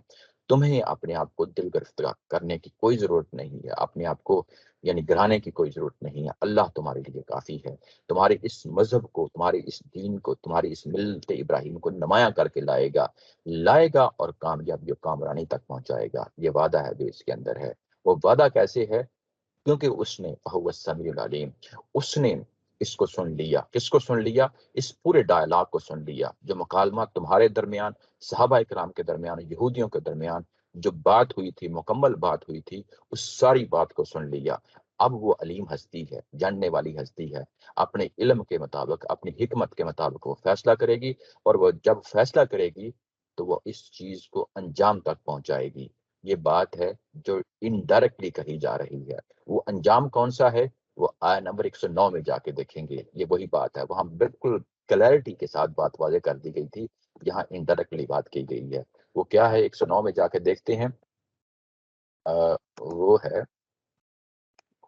اگر آپ وہاں پہ جا کے دیکھیں تو وہاں پہ بات ایک ایسا ہی موقع تھا، وہاں پہ جو پہلی فصل پڑھ رہے تھے اس کا یہ یعنی ایک کنکلوژن کی طرف بڑھ رہے تھے۔ کنکلوژن کی طرف بڑھتے بڑھتے اللہ تعالیٰ کی ذات نے کہہ دیا تھا کہ ان کے سامنے ہر چیز واضح کرتی ہے، انہوں نے مان لیا، انہوں نے انفرادی طور پہ مان لیا کہ یہ نبی سچے ہیں، یہ پیغمبر سچے ہیں، انہوں نے پبلک میں مان لیا کہ یہ پیغمبر سچے ہیں۔ اب بھی یہ نہیں مانتے تو ان کو چھوڑو، اور اس کے بعد تم اللہ کا نام لو، نماز پڑھو، زکوٰۃ دو، اور ان کے لیے کہا گیا تھا وَاصْفَحُوا حَتَّىٰ يَأْتِيَ اللَّهُ بِأَمْرِهِ، اللہ تعالیٰ کی ذات اپنا فیصلہ کر دے گی۔ وہ فیصلہ کیا تھا؟ سورہ توبہ میں اور سورہ حشر میں جا کے پڑھیں گے، یہ کہ ان کو زیر دست بنایا گیا، اور اس کے بعد یعنی عربوں سے، جزیرہ نما عرب سے ان کو نکال دیا گیا۔ یہ وہ فیصلہ تھا جو یہاں پہ رسولوں کے دور میں فیصلہ ہوتا ہے۔ رسولوں کے دور میں یعنی جو مخاطبین ہوتی ہیں، یا تو ان کا کلا غما کر دیا جاتا ہے، یا ان کو اس علاقے سے دیس نکالان کر دیا جاتا ہے۔ تو ان کے ساتھ بھی یہی سزا ان کے ساتھ کی گئی تھی۔ یہاں پہ جو بات کہی گئی ہے وہ هو السمیع العلیم، یہ انڈائریکٹلی وہی بات ہے جو اوپر آیت نمبر 109 میں مکمل کر دی گئی تھی۔ اسی کے ساتھ یہ سیشن آج کا ہمارا ختم ہوتا ہے۔ وآخر دعوانا ان الحمد للہ رب العالمین۔